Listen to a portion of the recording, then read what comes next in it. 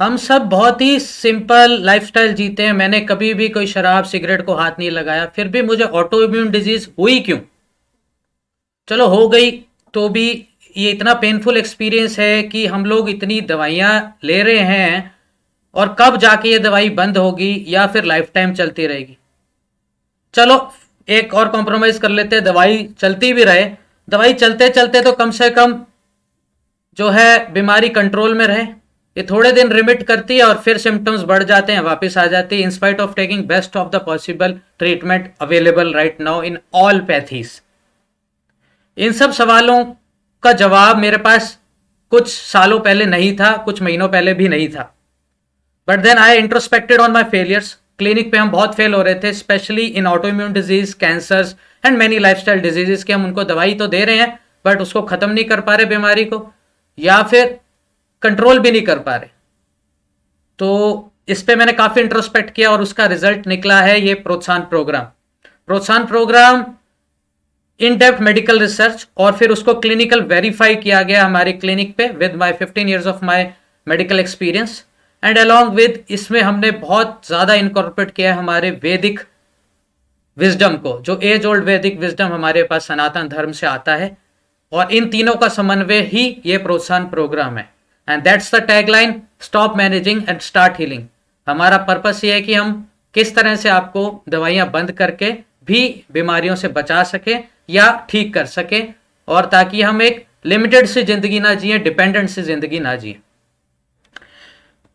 प्रोत्साहन प्रोग्राम के पीछे प्रेरणा है हमारे गुरुजन, हमारे फाउंडर मेंबर्स, जिन्होंने बहुत से, जिन डॉक्टर्स की वजह से ही हम आज जो भी हम कर पा रहे हैं वो कर रहे हैं।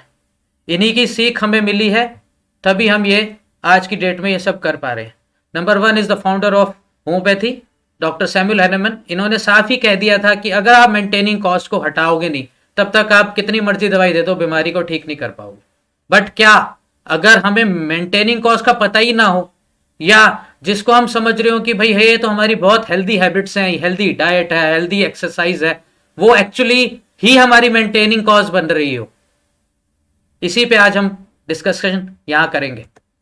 Then father of modern medicine doctor William Osler.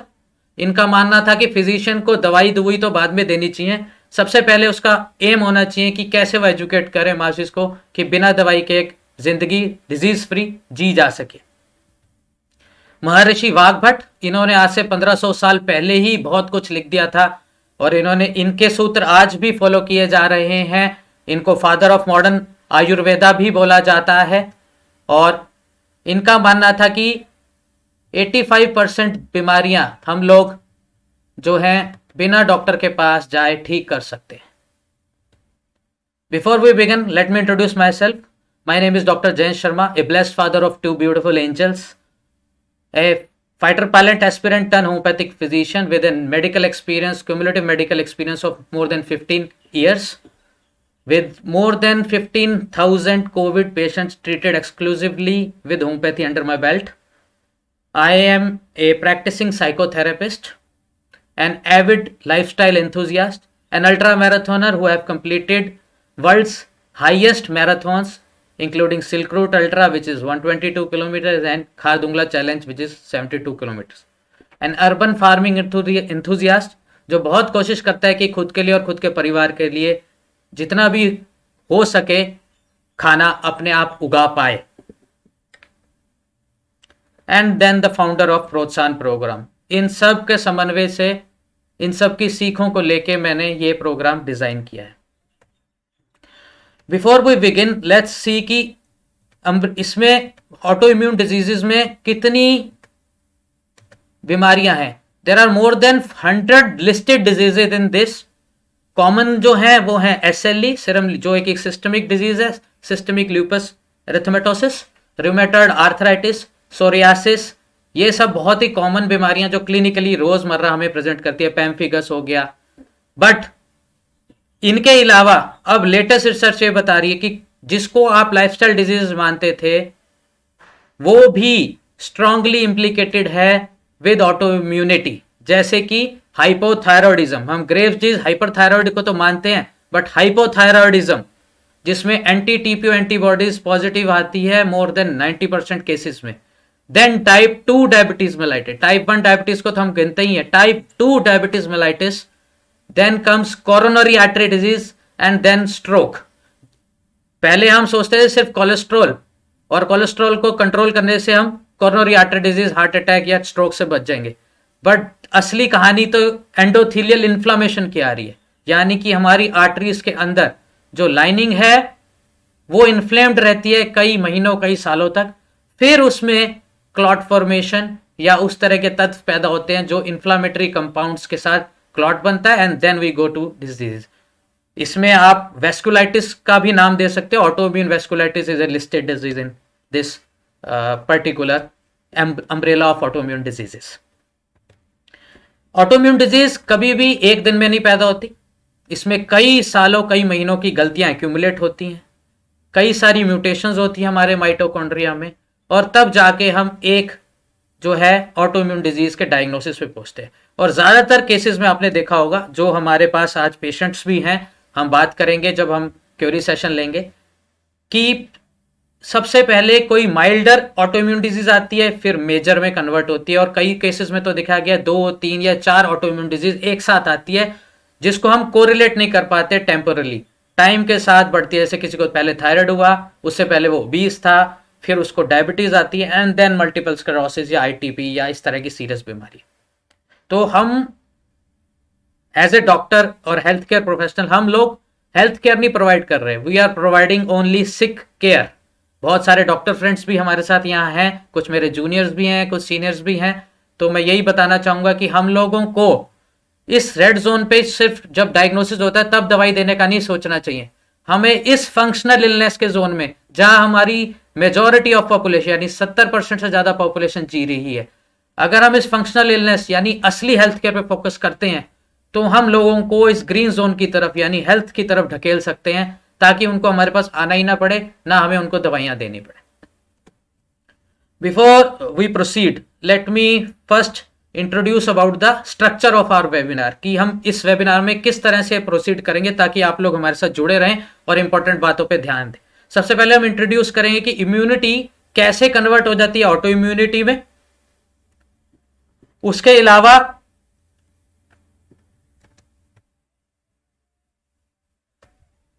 कैसे कन्वर्ट हो जाती है ऑटो इम्यूनिटी में, क्या क्या उसके पीछे कारण है कि जो ऑटो हमारे हेल्दी सेल जो हमारे को बचाने के लिए बनाए गए वो ऑटो इम्यून सेल्स में कन्वर्ट हो जाते हैं।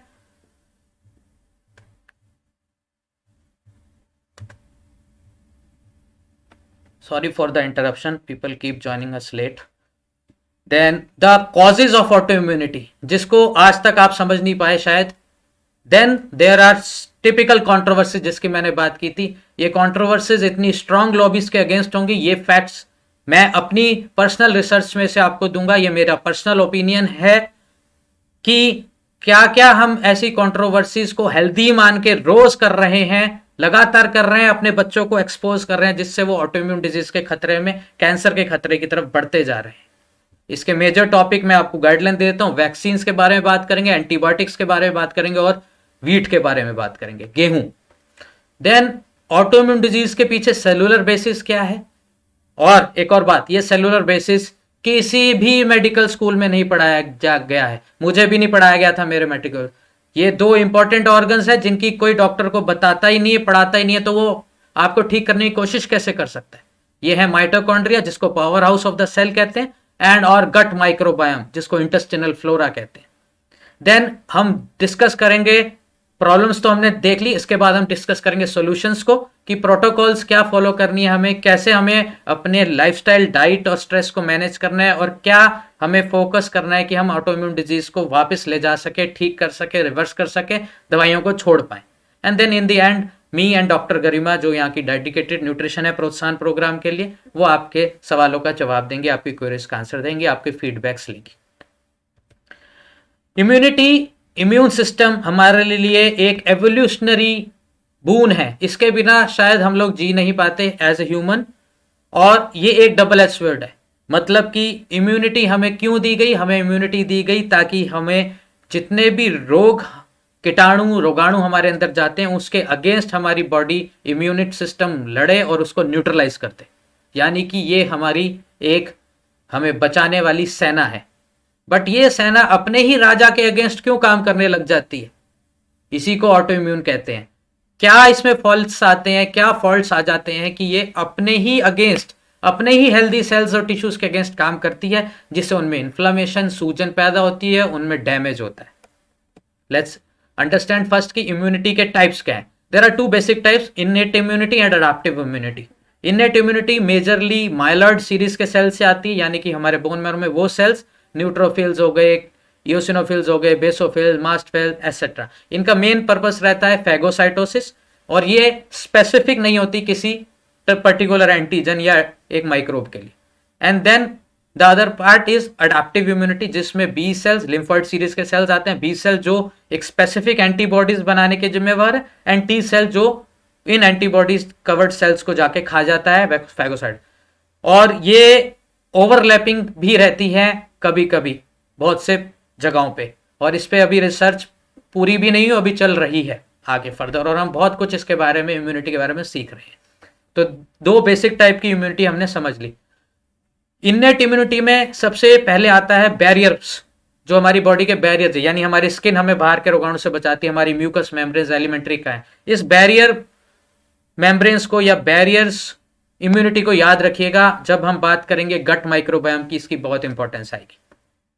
Then there are internal defences, anti microbial proteins produce करते हैं हमारे न्यूट्रोफिल्स, और फिर फैगोसाइटोस करते हैं जाके opsonin etcetera, cytokinins etcetera.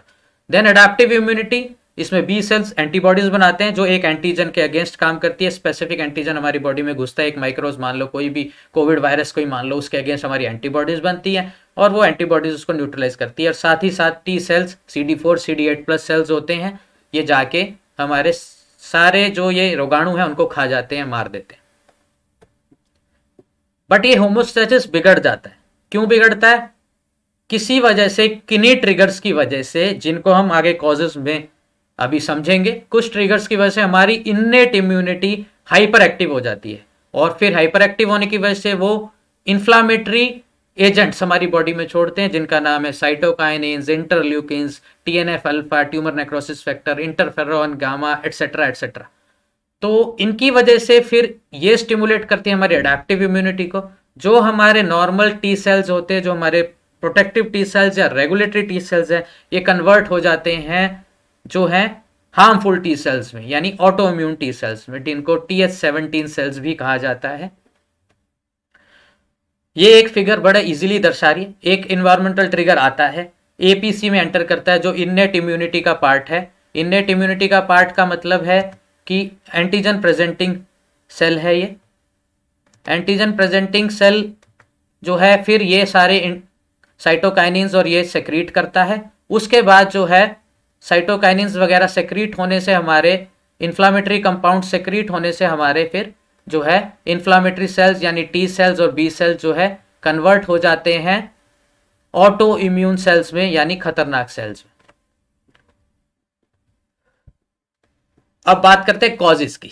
Causes of auto immune disorders. Causes of auto immune disorders में आते हैं genetic predisposition. But human genome इतनी जल्दी अपने सालों में, कम सालों में बदलाव नहीं करता है जितनी जल्दी आज हम इनकी ऑटोइम्यून डिजीज को बढ़ते देख रहे हैं कॉमनली।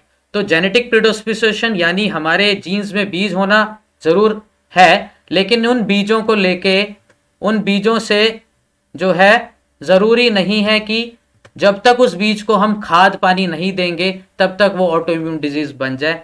यही रिसर्च बता रही है। तो genetic predisposition plus environmental and other triggering factors जो मिलके हमें ऑटोइम्यून डिजीज देते हैं। देन कम्स मेटाबॉलिक, फिर हम डिस्कस करेंगे जो हमारे लाइफस्टाइल से हमारी गलतियां, metabolic syndrome, stress, sedentary lifestyle. I will also share in brief, in quick, supportive research papers जो क्रेडिबल सोर्सेज से आए हैं, ताकि सिर्फ ये हवा में बातें ना हो, इसके पीछे का प्रूफ भी आपको मिले। देन द इन्वायरमेंटल फैक्टर्स, जो टॉक्सिक केमिकल्स का हमारा एक्सपोजर है, इन्फेक्शंस हैं, वैक्सीन्स हैं, एंटीबायोटिक्स हैं। देन कम्स डाइट फैक्टर्स जो बहुत इंपॉर्टेंट हैं, जिसमें बहुत सारे फैक्टर्स होंगे जो हम आने वाली स्लाइड्स में। एंड एल्कोहल स्मोकिंग, इसके बारे में तो मुझे कुछ बोलना ही नहीं चाहिए, ये तो हम सब जानते हैं, तो इस पे हम समय खराब नहीं करेंगे। एक बैलेंस रहना चाहिए हमारे रेगुलेटरी सेल्स में और पैथोजेनिक टी इफेक्टर सेल, यानी कि जो अच्छे टी सेल्स है हमारे प्रोटेक्शन है और जो ऑटोइम्यून सेल्स है, इनके बीच में बैलेंस बना रहता है, तो हम उस फंक्शनल इलनेस में रहते हैं, तब तक हम डायग्नोज नहीं हो पाते, रेड जोन में नहीं आ पाते। तो ये बैलेंस जैसे ही बिगड़ता है, इन्वायरमेंटल फैक्टर और जेनेटिक फैक्टर्स दोनों मिलके आते हैं। एमएससी कंपाउंड, जिनको मेजर हिस्टोकम्पैटिबिलिटी कंपाउंड्स बोला जाता है, ये जीन्स जब ट्रिगर हो जाते हैं और कुछ और जीन भी जब ट्रिगर हो जाते हैं, तब हमें autoimmune disease with environmental triggers मिलके सामने आती है, डायग्नोज होती है। मेटाबॉलिक सिंड्रोम, हम लोग चाहते हैं कि हमारा मेटाबॉलिज्म ऐसे काम करे कि हमारा फैट और कैलोरीज बर्न हो, ऐसे काम ना करे कि हम फैट और कैलोरीज को इकट्ठा करते रहे, बट आज के जमाने में हो ऐसा ही रहा है। तो मोस्ट ऑफ द पॉपुलेशन, खासकर अर्बन पॉपुलेशन की बात करें, बट आजकल तो गांवों में भी ज्यादातर लोगों को आप देखोगे मेटाबॉलिक सिंड्रोम के थ्रू जा रहे हैं। मेटाबॉलिक सिंड्रोम, आपने शायद नाम पहली बार सुना होगा। क्या होता है भाई metabolic syndrome? Let's understand. Metabolic syndrome की मेजर ब्रॉडली कुछ कैटेगरीज हैं, जैसे सबसे पहली विसरल एडोपेसिटी, यानी कि मोटापा। अब प्रॉब्लम यह है कि हमने मोटापे को इतना ज्यादा एक्सेप्टेंस दे दिया सोशली, फिर हम बात करते हैं पॉजिटिव बॉडी इमेजिंग की। मैं नहीं कहूंगा कि हम बॉडी शेमिंग को सपोर्ट करें, बट मोटे आदमी को जरूर बताएं कि आप मोटे हो, नहीं तो मोटापा is the Janani of all diseases including autoimmune disease. मोटापे में हमारी बॉडी में लेप्टिन सेक्रीट होता है, साइटोकाइनिन सेक्रीट होते हैं, इंटरल्यूकिन ज्यादा होते हैं, सीआरपी लेवल बॉडी में इन्फ्लामेशन रहती है। यही इन टी रेगुलेटरी टी सेल्स को इफेक्टर टी सेल्स यानी ऑटोइम्यून टी सेल्स में कन्वर्ट कर देता है। Then second is hyperinsulinemia, hyperglycemia, जिसको हम नॉर्मली डायबिटीज भी कहते हैं या प्री डायबिटीज कंडीशन। नॉर्मली कोई भी डॉक्टर, क्योंकि हम लोगों का फोकस ही नहीं है फंक्शनल इलनेस पे, तो हम इंसुलिन टेस्ट ही नहीं कराते, तो फिर पता कैसे चलेगा? हम सब तब डायग्नोज करते हैं जब डायबिटीज हो जाती। डायबिटीज और मोटापा दोनों को हमने इतना ज्यादा आम मान लिया है कि इसको तो हमने जिंदगी का पार्ट ही समझ लिया, तो फिर बीमारियां तो कॉमन होनी ही है। ठीक है। Third major category insulin like growth factor. ये क्या है? ये इंसुलिन से कंपीट करता है क्योंकि इसका मॉलिक्यूलर स्ट्रक्चर सेम है इंसुलिन के जैसा।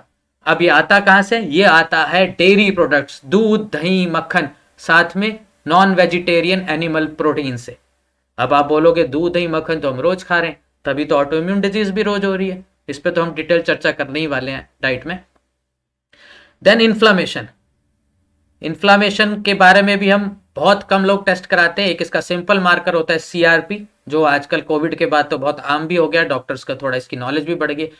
जब हम इन्फ्लेम्ड होते हैं, हमारी बॉडी में सूजन होती है, रिएक्टिव ऑक्सीडेटिव स्पीशीज बनती है, हमारा खाना पूर्णतः पचता नहीं है, शुगर पे ज्यादा डिपेंडेंस होने से रिएक्टिव ऑक्सीडेटिव स्पीशीज पैदा होती है और ये अगेन ऑटो इम्यूनिटी को ट्रिगर करती है। देन कम ईस्ट्रोजन सिग्नलिंग, ये कहां से आता है? जीनो ईस्ट्रोजन एंड जीनो एंटीबायोटिक्स।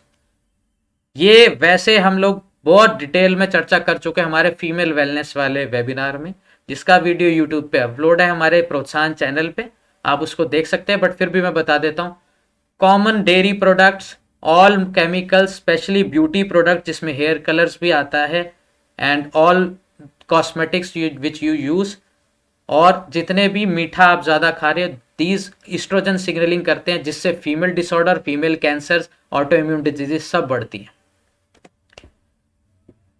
ये ग्राफ इन मेटाबॉलिक डिजीजेस को दिखा रहा है कि क्या क्या मेटाबॉलिक, इवन आपका बीपी बढ़ा रहना, dyslipidemia is also consider as a metabolic syndrome, जिसमें आपका अच्छा कोलेस्ट्रॉल एचडीएल कम होता है, एलडीएल बैड कोलेस्ट्रॉल ज्यादा होता है, लिपिड प्रोफाइल खराब आता है, ट्राइग्लिसराइड बढ़े रहते हैं, ये भी उसी का एक पार्ट है। और ये सब as a whole metabolic syndrome, क्योंकि मोस्टली ये ओवरलैपिंग और ज्यादातर लोगों में देखा जाएगा मोटापा, डायबिटीज, कोलेस्ट्रॉल एक साथ मिलेगा, या बीपी भी, तो बहुत सारे मेटाबॉलिक सिंड्रोम एक साथ चल रहे होते हैं बॉडी में, और हम इन सब के लिए अलग अलग डॉक्टर्स के पास जा रहे हैं। बीपी के लिए कार्डियोलॉजिस्ट, डायबिटीज के लिए एंडोक्रिनोलॉजिस्ट, मोटापे के लिए न्यूट्रिशनिस्ट, अलग अलग जगह हम पैसे खर्चे जा रहे हैं, अलग अलग सोच रहे हैं, और लिवर पे फैट जमा होता है तो हिपैटोलॉजिस्ट। बट अंत में ये सारा सिनेरियो तो एक ही जगह, एक ही बीमारी के दूसरे प्रारूप हैं अगर हम देखें ध्यान से तो। और यही फिर हमें ट्रिगर करता है due to these inflammatory marker जो हमने नाम लिए, TNF alpha, IL, leptin, cytokinin etcetera, फिर हमारे वेरियस नाम जो ऑटोइम्यून डिजीज के ये ट्रिगर हो जाते हैं। इंसुलिन रेजिस्टेंस को ब्रीफ में समझ ले। इंसुलिन रेजिस्टेंस सबसे इंपॉर्टेंट कॉज है मेटाबॉलिक सिंड्रोम में, क्योंकि इसमें मोटापा भी कवर है, कोलेस्ट्रॉल भी कवर है। मोस्ट ऑफ द कॉजेज को डायरेक्टली इनडायरेक्टली इंसुलिन रेजिस्टेंस ही कवर करता है। एक तो obesity, inactive sedentary lifestyle, diet में शुगर, ग्रेन्स और प्रोसेस्ड फूड ज़्यादा होना, dairy products, meat, lack of fibre intake, diet के बारे में कुछ सोचना नहीं, एक कैलोरी सरप्लस डाइट खाते रहना, ज़रूरत से ज़्यादा खाना, खर्चना है ही नहीं कैलोरीज को। And then very important part, stress.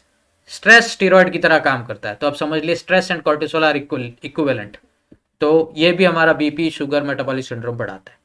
I am talking in very brief, क्योंकि इसके लिए इंसुलिन रेजिस्टेंस को भी हमने डिटेल में कवर किया है हमारे डायबिटीज और ओबेसिटी वाले वेबिनार में। Again that is on our YouTube channel. अब रिसर्च पेपर देख लें जो मेटाबॉलिक सिंड्रोम को प्रूव करते हैं कि इससे ऑटो इम्यूनिटी ट्रिगर होती है। ओबेसिटी, थायराइड, ये एक कोरियन स्टडी है जो इसका काफी अच्छा सैंपल साइज है। इन्होंने देखा कि जब हमने थायराइड के, इवन यू थायराइड जिनका थायराइड लेवल नॉर्मल है, TSH, T3, T4 नॉर्मल है, उनमें भी TPO एंटीबॉडीज पाई गई जो कि ओबीस थे या जिनका BMI आउट ऑफ रेंज था और जिनमें और मेटाबॉलिक सिंड्रोम साथ में थे। और ये काफी अच्छे सैंपल साइज की स्टडी है। देन स्किन डिजीज, डर्मेटोलॉजी के जर्नल में छपी है कि कैसे metabolic disease psoriasis, lichen planus, urticaria and atopic dermatitis को भी बढ़ाता है। एटॉपिक डर्मेटाइटिस और अर्टिकेरिया को हम एलर्जिक डिजीज में डालते हैं, ऑटो इम्यून में नहीं डालते, बट वहां पे भी तो हमारा इम्यून सिस्टम ही हाइपर एक्टिव है। And also asthma, allergic rhinitis, छींके आते रहना लोगों को, ऑल दोस थिंग्स। देन विटिगुलिगो, सफेद दाग की बीमारी।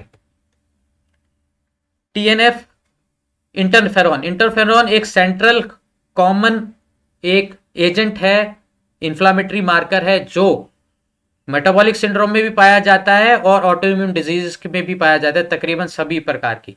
तो ये रिसर्च पेपर ये दिखाता है कि ये मेटाबॉलिक सिंड्रोम का ही कंटिन्यूम है, स्पेक्ट्रम का ही एक पार्ट है कि आगे जाके उनको जो है ऑटो इम्यून डिसऑर्डर्स आते हैं। हमारे साथ आज भी कुछ पेशेंट हैं, मैं नाम लेता हूं तो मृदुला जी होंगी, जिनको बहुत साल से डायबिटीज और ओबेसिटी है, and then she develop inflammatory bowel disease यानी ulcerative colitis. Metabolic syndrome, autoimmunity, rheumatic diseases में भी इसका इम्प्लीकेशन है, चाहे आप सोरियाटिक की बात करें, रूमेटॉइड की बात करें, एनकाइलोजिंग स्पॉन्डिलाइटिस की बात करें, रीटर सिंड्रोम की बात करें। Then alopecia areata, thyroid, metabolic, again the same thing, metabolic disorder in psoriasis. अब बात करते हैं second factor, sedentary lifestyle.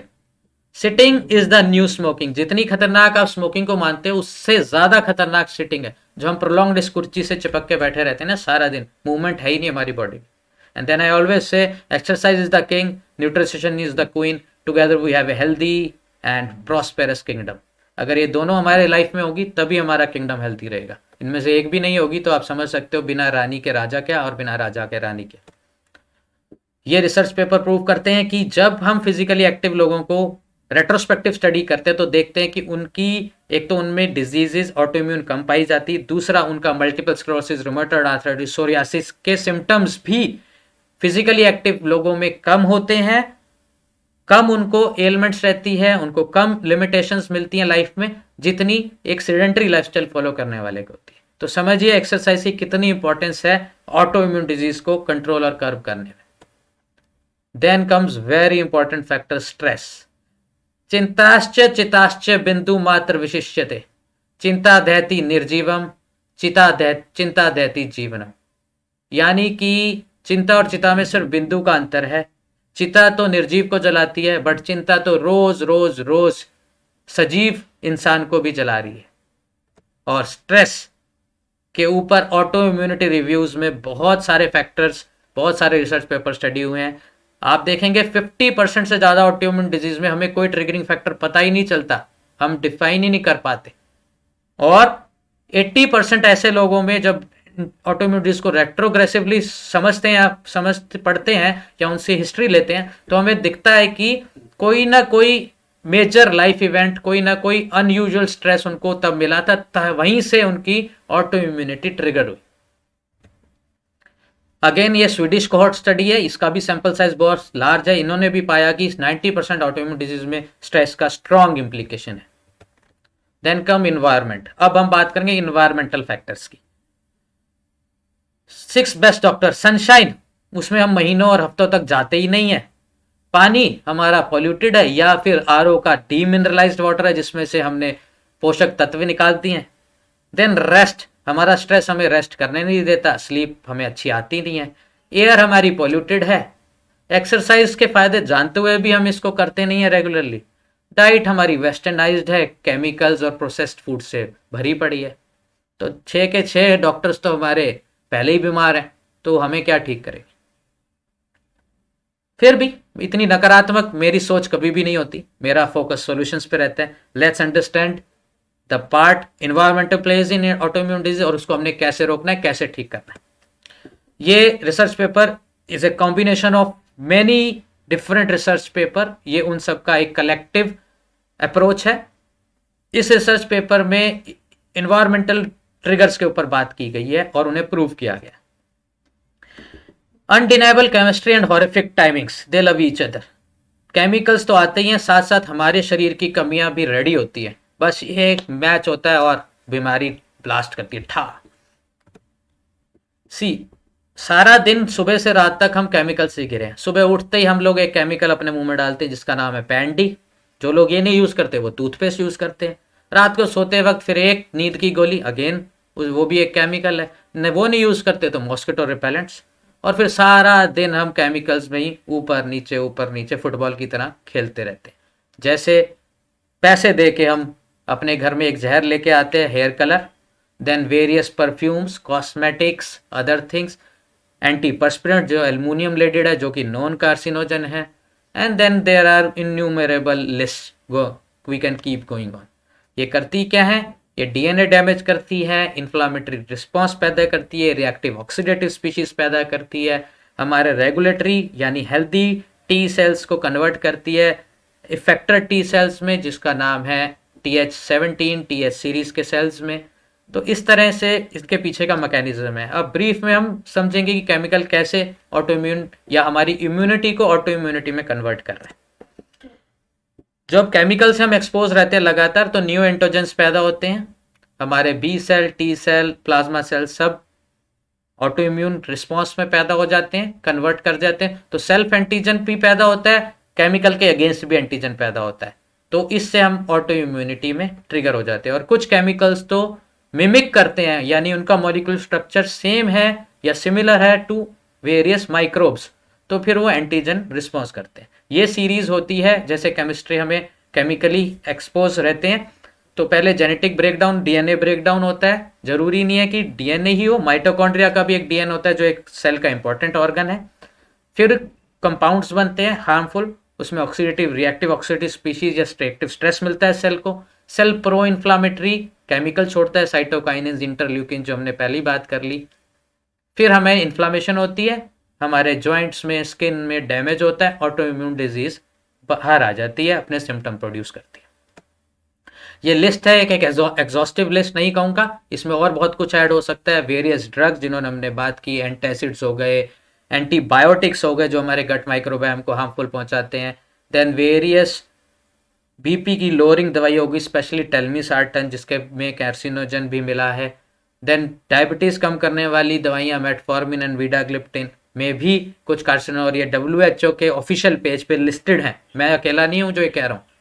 Then silica, asbestos, industrial adult food adulterants, iodine etcetera etcetera, heavy metals, मतलब पेस्टिसाइड्स, केमिकल्स, इनके नाम तो आप अनगिनत हमें ले ही सकते, गिनती हमारी खत्म ही नहीं होगी। अब बात करेंगे इन्फेक्शंस, वैक्सीन एंड एंटीबायोटिक्स। ये बहुत कंट्रोवर्शियल टॉपिक है, ध्यान से सुनिएगा। हो सकता है ये वीडियो यूट्यूब पे अपलोड ना करने दिया जाए या इसको करते ही डिलीट कर दिया जाए। ये कंट्रोवर्शियल फैक्ट्स दुनिया के बहुत पावरफुल लोगों के अगेंस्ट जाएंगे, तो इसको ध्यान से समझिएगा। इन्फेक्शंस कोई बुरी चीज़ नहीं है, इन्फेक्शंस से लड़ने का हमारा तरीका जो है वो जरूर हमें बीमारियों की तरफ ले जा रहा है, वो जरूर हमारा बुरा है। तो इन्फेक्शन से लड़ने का तरीका जो है हमें उसके बारे में सोचने की जरूरत है। और जहां तक इन्फेक्शंस की बात करें, मैं थॉट्स को भी इन्फेक्शन मानता हूं। आज के थॉट्स में आप लोगों को इन्फेक्ट कर रहा हूं ताकि आप इसको और लोगों को इन्फेक्ट करिए और इसको एक एपिडेमिक की तरह बना दीजिए, ताकि हम पॉजिटिव थॉट्स को लोगों तक ले जा पाएं और बीमारियों से उनको दूर कर पाएं। आज की हमारी डाइट, जो इम्यूनिटी बिल्डिंग हमारे कंपाउंड्स हैं, जो प्लांट बेस्ड कंपाउंड है, उसमें इतनी डेफिशिएंट है कि हमारी इम्यूनिटी खत्म हो रही है और हमें वर्नरेबल बना रही है बहुत से बीमारी, वायरसेस एंड माइक्रोब से। लेकिन हम लोग ये तो बात करते हैं कि इम्यूनिटी कैसे बढ़ाएं, बच्चों की इम्यूनिटी कम है। कोई ये बात नहीं करता कि क्या कमियां हैं जिससे इम्यूनिटी नहीं बढ़ रही। ऑटो इम्यूनिटी हम बात करेंगे कि पहले इन्फेक्शन कैसे क्या क्या बदलाव करती है कि immune cells auto immune cells में कन्वर्ट होते हैं, नंबर 1। लेकिन the same mechanism goes for vaccines, क्योंकि वैक्सीन्स क्या है, vaccines are an intentional induced infection. हम जानबूझ के एक वैक्सीन जो है इंड्यूस करते हैं, जानबूझ के एक इन्फेक्शन पैदा करते हैं हमारी बॉडीज में, ताकि हमारा इम्यून सिस्टम उनके अगेंस्ट काम करके एंटीबॉडीज बना पाए। मगर क्या ये सही है? Let's see.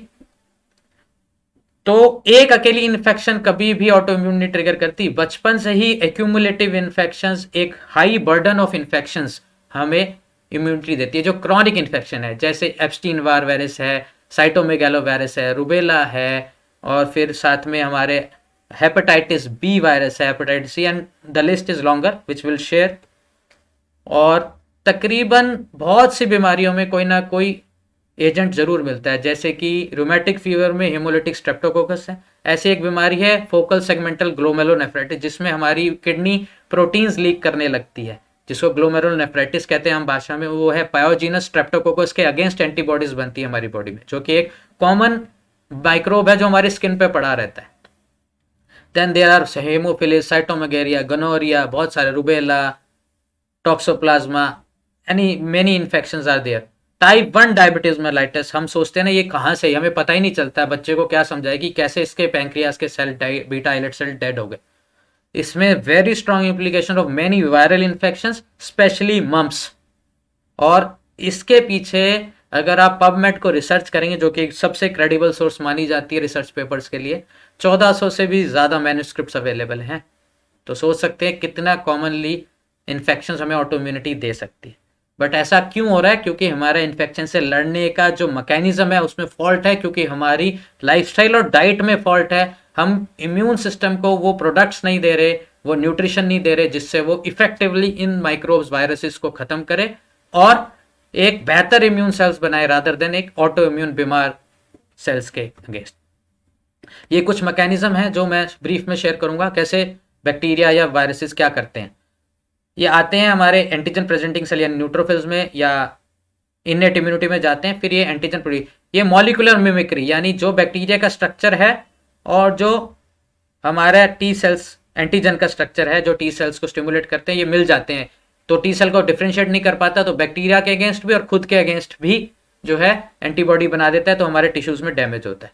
सिमिलरली जो है सेल्फ एंटीजन क्रिएट होता है, जब ये हमारे इन्फ्लामेटरी प्रोडक्ट्स सेक्रीट होते हैं तो हमारे टिश्यू में डैमेज होता है, उसके छोटे छोटे हिस्से टूट जाते हैं, वो फिर केमिकल के रूप में हमारे ब्लड में आ जाते हैं, वो फिर सेल्फ एंटीजन बना देते हैं, फिर अगेंस्ट हमारे टी सेल्स जो हैं उनके अगेंस्ट काम करने लगते हैं और ऑटो इम्यूनिटी प्रोड्यूस हो जाती है।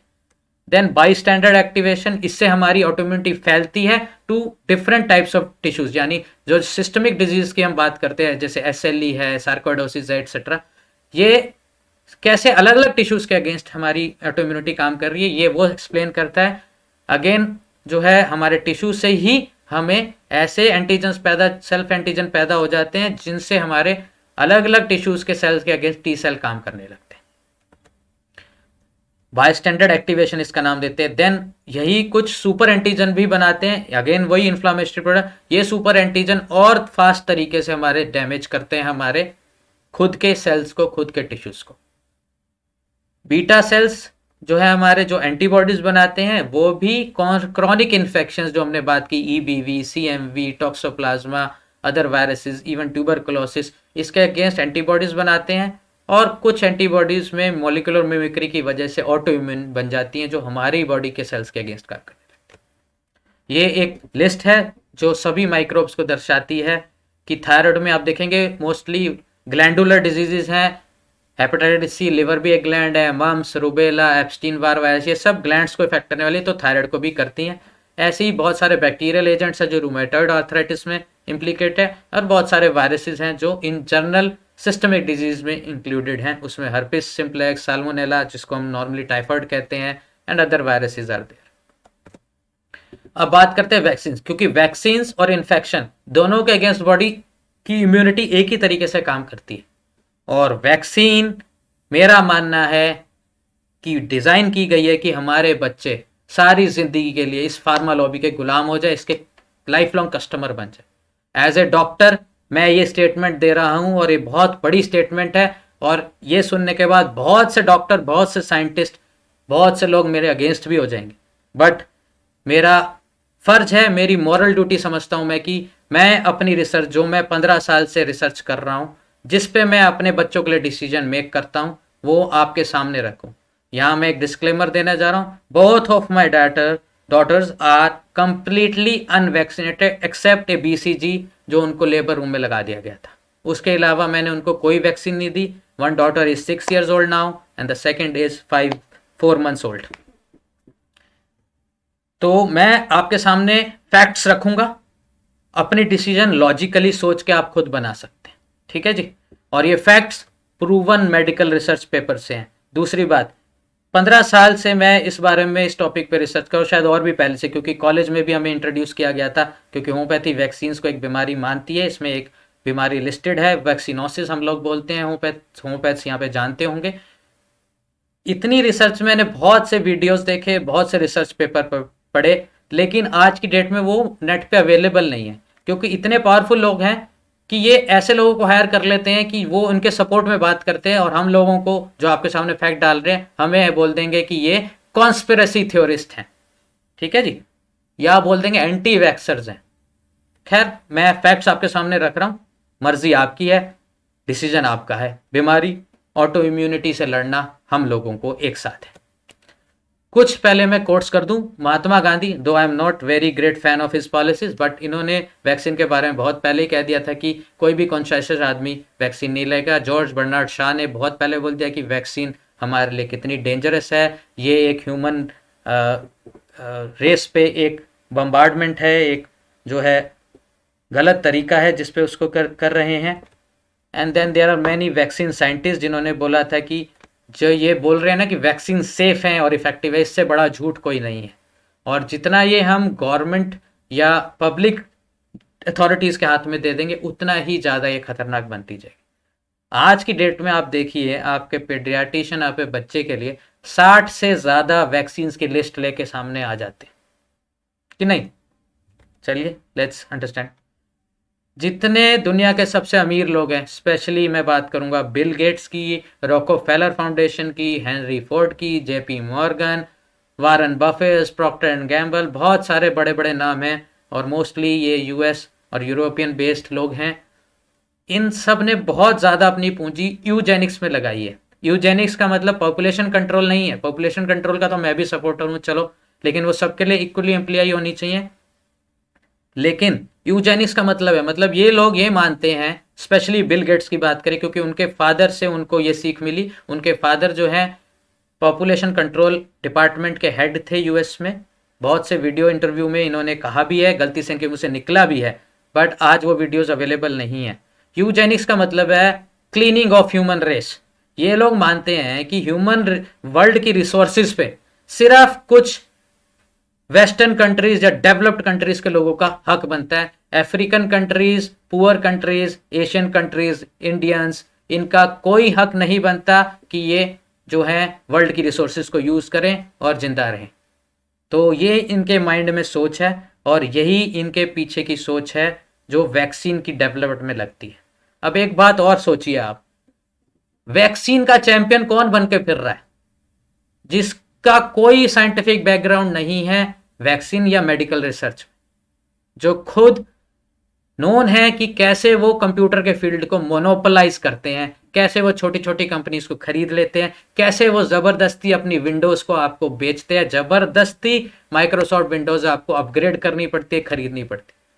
तो इतने मोनोपोली माइंडेड लोग अपने आप को जब फिलेंथ्रोपिस्ट कहते हैं, तो आपको खुद समझना चाहिए कि लानत है ऐसे पैसे पे, ऐसी अमीरियत पे। कुछ न्यूज़पेपर क्लिपिंग्स हैं ये, जो द डिप्लोमेट की है, जिसमें ये साफ बताया कि इन्होंने कैसे मेडिकल एथिक्स का हनन किया, हमारे कुछ पुअर पॉपुलेशन, ट्राइबल पॉपुलेशन पे लाके अपनी वैक्सीन, पोलियो वैक्सीन और गार्डेसिल, जिसको आप लोग एचपीवी वैक्सीन कहते हैं। आजकल हमारी बच्चियों को बहुत थ्रस्ट करते हैं माओ को कि अपनी बेटी को सर्वाइकल कैंसर से बचा लेगी एचपीवी। किसने देखा है 20 साल बाद उसको सर्विक्स कैंसर हो रहा है या नहीं? बट इसका डैमेज तो इनकी लिस्टेड है आज भी इन्हीं के पेपर में। देन ये तो रिसेंट बात है, कोविड के दौरान बिल गेट्स और सीरम, अगर इनकी वैक्सीन इतनी सेफ है, इतनी इफेक्टिव है, तो ये क्यों आर्म ट्विस्ट करके गवर्नमेंट्स को बोलते हैं कि हमें इम्यूनिटी दो तभी हम अपनी वैक्सीन लाएंगे? इतना ही इनकी रिसर्च में दम है तो प्रूफ आके लड़ते क्यों नहीं है जिन लोगों को डैमेज हुआ है? और मैं यहाँ पे बैठे कई केसेस में दिखा सकता हूं, अभी कुछ लोग हमारे साथ भी हैं। मैं एक सिंपल सा फैक्ट बताता हूं, मेरे पिछले 15 साल के मेडिकल कैरियर में मैंने टोटल 7 केसेस देखे हैं इडियोपैथिक थ्रोम्बोसाइटोपेनिक परप्यूरा आईटीपी के, जिसमें हमारी ऑटो इम्यून एंटीबॉडीज हमारी प्लेटलेट को मार देती है और बिना चोट लगे ब्लीडिंग हो जाती है, जो बहुत डेंजरस है। और इन 7 केसेस में से 4 केसेस मुझे पिछले 6 महीने में मिले हैं, उनमें से 3 लोग आज हमारे साथ भी हैं। ठीक है, बात करेंगे। उसके अलावा बहुत से बच्चों में मैंने देखा है, पता नहीं आज अभी ऐड हुई नहीं है सीमा कामरा जी, उनके बच्चे की बात करेंगे। उनको कोवैक्सीन के 1 हफ्ते के अंदर, 14 साल का बच्चा है, डाउन सिंड्रोम उसको है, 14 साल के बच्चे को with in 1 week of Covaxin 2 auto immune disease सामने आ गई, जो पहले भला चंगा हेल्दी था। वो क्या थी? एक है ग्रेव्स डिजीज, हाइपरथायराइडिज्म, जिसकी वो दवाई ले रहा है, और दूसरा एलोपेशिया टोटालिस, उसके सर से पूरे बाल ही उड़ गए, एलोपेशिया एरियाटा का bigger form. Then Melinda Gate foundation के अगेंस्ट हमारे सुप्रीम कोर्ट ऑफ इंडिया में भी केसेस दायर थे।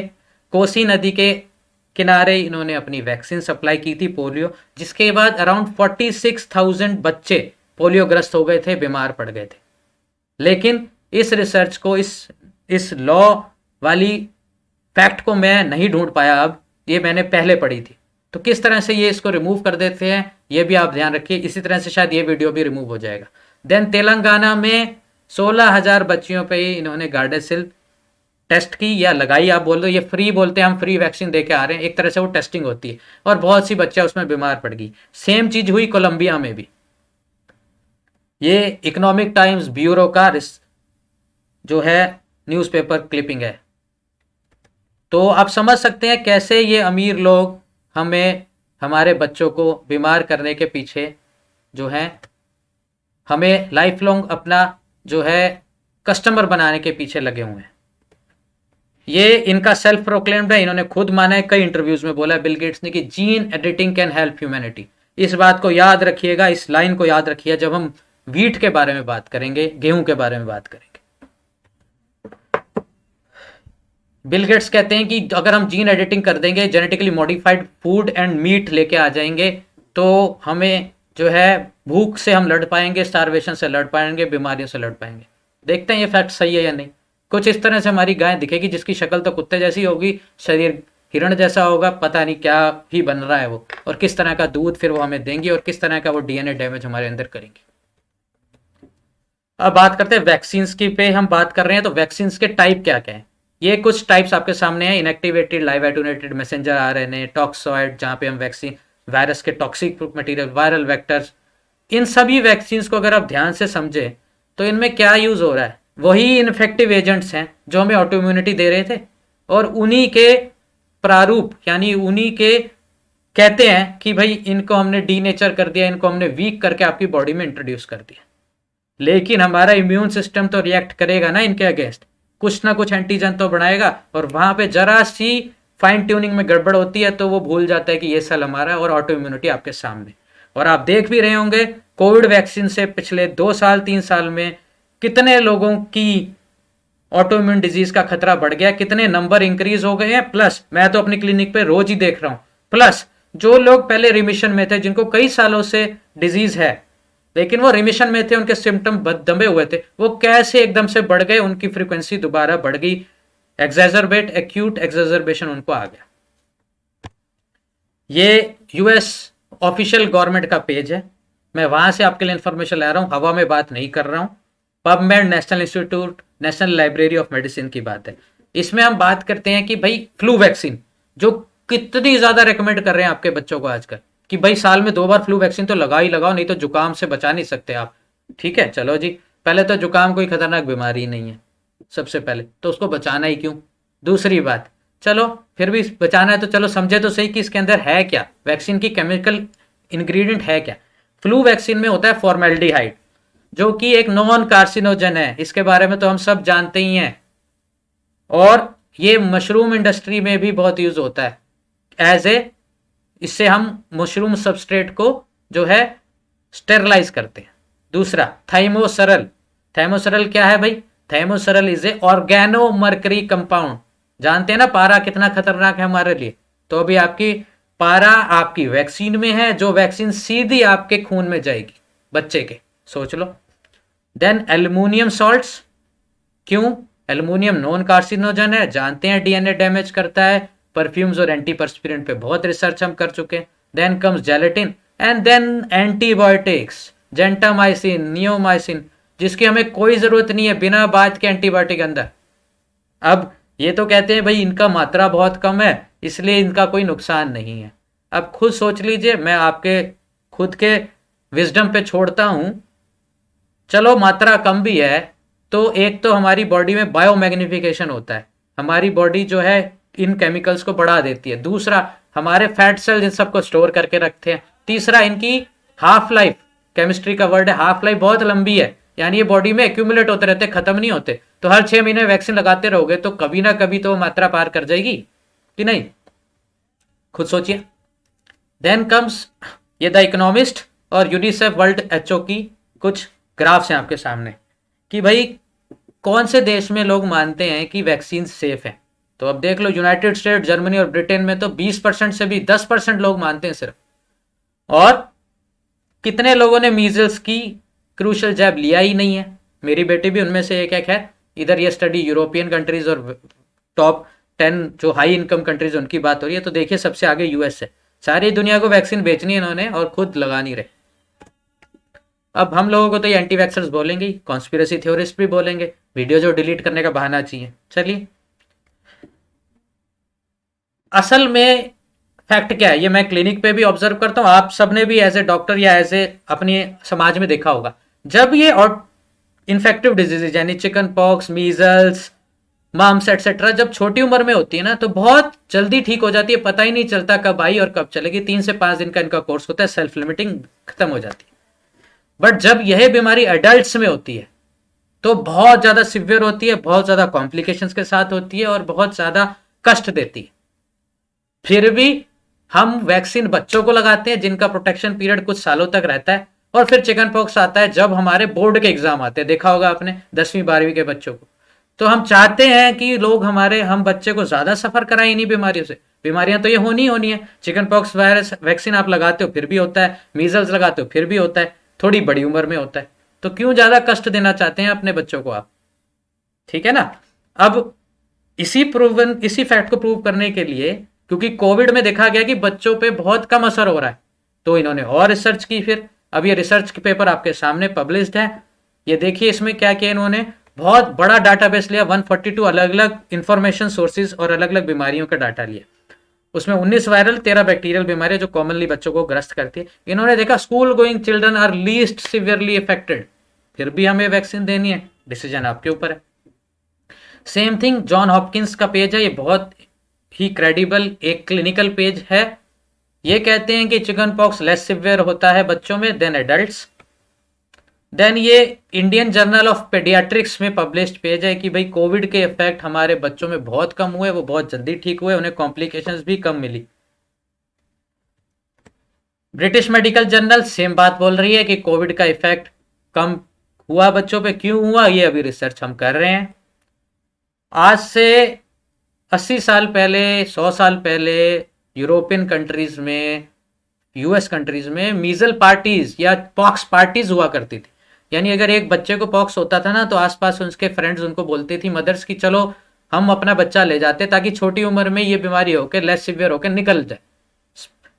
ऑल्सो फीमेल्स, क्योंकि देखा गया था कि प्रेगनेंसी के सेकेंड थर्ड ट्राइमेस्टर में जो मीजल्स या मम्स या रुबेला होता है तो उससे बच्चे पे बहुत खतरा होता है। ये तो हम आज भी जानते हैं कि एबॉर्शंस होने का खतरा होता है। तो ये क्या करती थी कि जैसे ही यंग गर्ल्स को हुआ, मैरिज से पहले एक दूसरे को इन्फेक्ट करा लिया, once in and all, life time के लिए उनकी एंटीबॉडीज बन गई, काम खत्म। तो एक तरह से नेचुरल वैक्सीन हो गई। तो ये खतरनाक भी नहीं थी, माइल्ड भी थी, और ये श्योर शॉट थी। चलिए, एक लौती इरेडिकेटेड डिजीज कौन सी है आपको पता है इन वैक्सीन से? WHO के पेज पे स्मॉल पॉक्स। बट मैं उन लोगों के लिए स्पेशली बोलूंगा जो मेडिकल फील्ड से हैं, यहाँ पे जो डॉक्टर्स हैं और जिनका साइंटिफिक बैंड ऑफ माइंड है, जो सोचते हैं लॉजिकली साइंस के बारे में। तो बताइए कि सिर्फ स्मॉल पॉक्स, इतनी सारी वैक्सीन हैं, गिनती करेंगे तो 100 से भी ऊपर है, फिर भी एक ही बीमारी है जो इरेडिकेट हुई आज तक। क्यों है ऐसा? देखिए, इसके पीछे की साइंस को समझिए। हिपोक्रेट, जिनको फादर ऑफ मेडिसिन कहते हैं, उन्होंने बोला था कि बीमारी को खत्म करने के कुछ बेसिक तरीके हैं। या तो सेम एजेंट हम यूज करें उस बीमारी के अगेंस्ट, यानी आइसोपैथी कहते हैं उसको। फिर लाइक क्योर्स लाइक, यानी कि सेम सिम्टम्स हो बट सोर्स ऑफ रीजन अलग हो, जिसको हम लाइक क्योर्स लाइक कहते हैं। इसी के बेसिस पे डॉक्टर हैनेमैन ने होम्योपैथी बनाई। इसका कॉमन एग्जाम्पल है कुनीन यानी सिनकोना, जिसकी वजह से हमारी होम्योपैथी आज उस मुकाम पे है जहां ये आज है। डॉक्टर हैनेमैन ने एक किताब में पढ़ा कि भाई सिनकोना से मलेरिया जैसे सिम्टम होते हैं, ठंड लग के बुखार आता है। तो उनको समझ नहीं आया, उन्होंने गए बाजार, खूब सारी सिनकोना ली और खुद खा ली, और उन्होंने देखा कि 5-7 दिन में उनको मलेरिया जैसे सिम्टम आ गए। तो उन्होंने ये निष्कर्ष निकाला कि कोई भी ऐसे मेडिकल एजेंट्स हम यूज करके जो बीमारी जैसे सिम्टम प्रोड्यूस कर देंगे तो वो उसी बीमारी के अगेंस्ट काम करेगी, उसी बीमारी को ठीक करेगी। बिल्कुल सही बात है। यहाँ मैं आईटीपी, जब लोगों से बात करूंगा आईटीपी के बारे में, तब फिर बताऊंगा आपको कि कौन से एजेंट्स हम यूज कर रहे हैं ऐसे। चलिए, ये तो हो गई लाइक क्योर्स लाइक। और इसी को फिर उन्होंने, डॉक्टर हैनेमैन ने, और मेडिकल एजेंट जिनके बारे में पहले से लिस्टेड था, पता था, कन्वेंशनल विजडम थी, तो उन्होंने यूज किया और एक यूनिवर्सल फैक्ट की तरह जाना कि भाई ये बात हर जगह लागू होती है कि लाइक क्योर्स लाइक, और इसी पे होम्योपैथी बेस्ड है। तीसरा है एंटीपैथी, जहां हम एक उल्टी चीज यूज करते हैं बीमारी ठीक करने में। जैसे कहीं जल गया तो हम बर्फ लगाते हैं। एंड देन कम्स अनरिलेटेड, जिसको हम आज एलोपैथी कहते हैं, जो अपने आप को एविडेंस बेस्ड कहती है, बट कोई बेसिक नहीं होता उसके पीछे। देर इज नो बेसिक, उनके बेसिस चेंज होते रहते हैं। उन्होंने देखा यह बीमारी में काम करे, चलो जी दे दो। तो स्मॉल पॉक्स की जो वैक्सीन है, डॉक्टर जेनर ने काओ पॉक्स के एजेंट यानी वायरस से बनाई थी, और देखा यह गया था कि काओ पॉक्स का virus same similar symptoms produce करता है जो स्मॉल पॉक्स में ह्यूमंस में होते थे। यानी कि smallpox was the only vaccine based on homoeopathic principle. मैं यहां डंके की चोट से कह रहा हूं, आप लोग सोचिए इस बारे में। जो लाइक वैक्सीन थी, सिमिलर सिम्टम थे, बट पॉजिटिव एजेंट दूसरा था, वहां पे आज हम इस बीमारी को इरेडिकेट कर पाए। लेकिन आज की वैक्सीन हैं आइसोपैथिक, यानी हम सेम एजेंट यूज कर रहे हैं, उसको डीनेचर कर रहे हैं। इसी वजह से हम कोई भी इन्फेक्टेड डिजीज को इरेडिकेट नहीं कर पा रहे। अब यहां आप बोलोगे कि भाई फिर बीमारियां कम कैसे हो रही है इन्फेक्टेड डिजीज? अब एग्जांपल ले लेते हैं, जैसे पोलियो है। Polio is primarily a gastrointestinal infection which then virus जो है एब्जॉर्ब हो जाता है इंटेस्टाइन से, और फिर हमारे लोअर मोटर न्यूरॉन्स को डैमेज करता है। ठीक है जी। अब बात समझिए, गैस्ट्रो इंटेस्टिनल इन्फेक्शन क्यों आती है? जब पूरा पुअर सैनिटेशन होता है। हमारी सैनिटेशन, रहन सहन की प्रक्रिया इंप्रूव हो गई है। आज से 50 साल पहले आपके सबके घरों में, हमारे घरों में मैला उठाने वाले लोग आते थे। हमारी जो नाइट सॉइल है, हमारा मैन्योर है, डंग है, वो उठा के ली जा जाती थी, एक जगह डंप की जाती थी, और कितना ओपनली वो होता था। इसलिए पोलियो जो है इतना कॉमन था।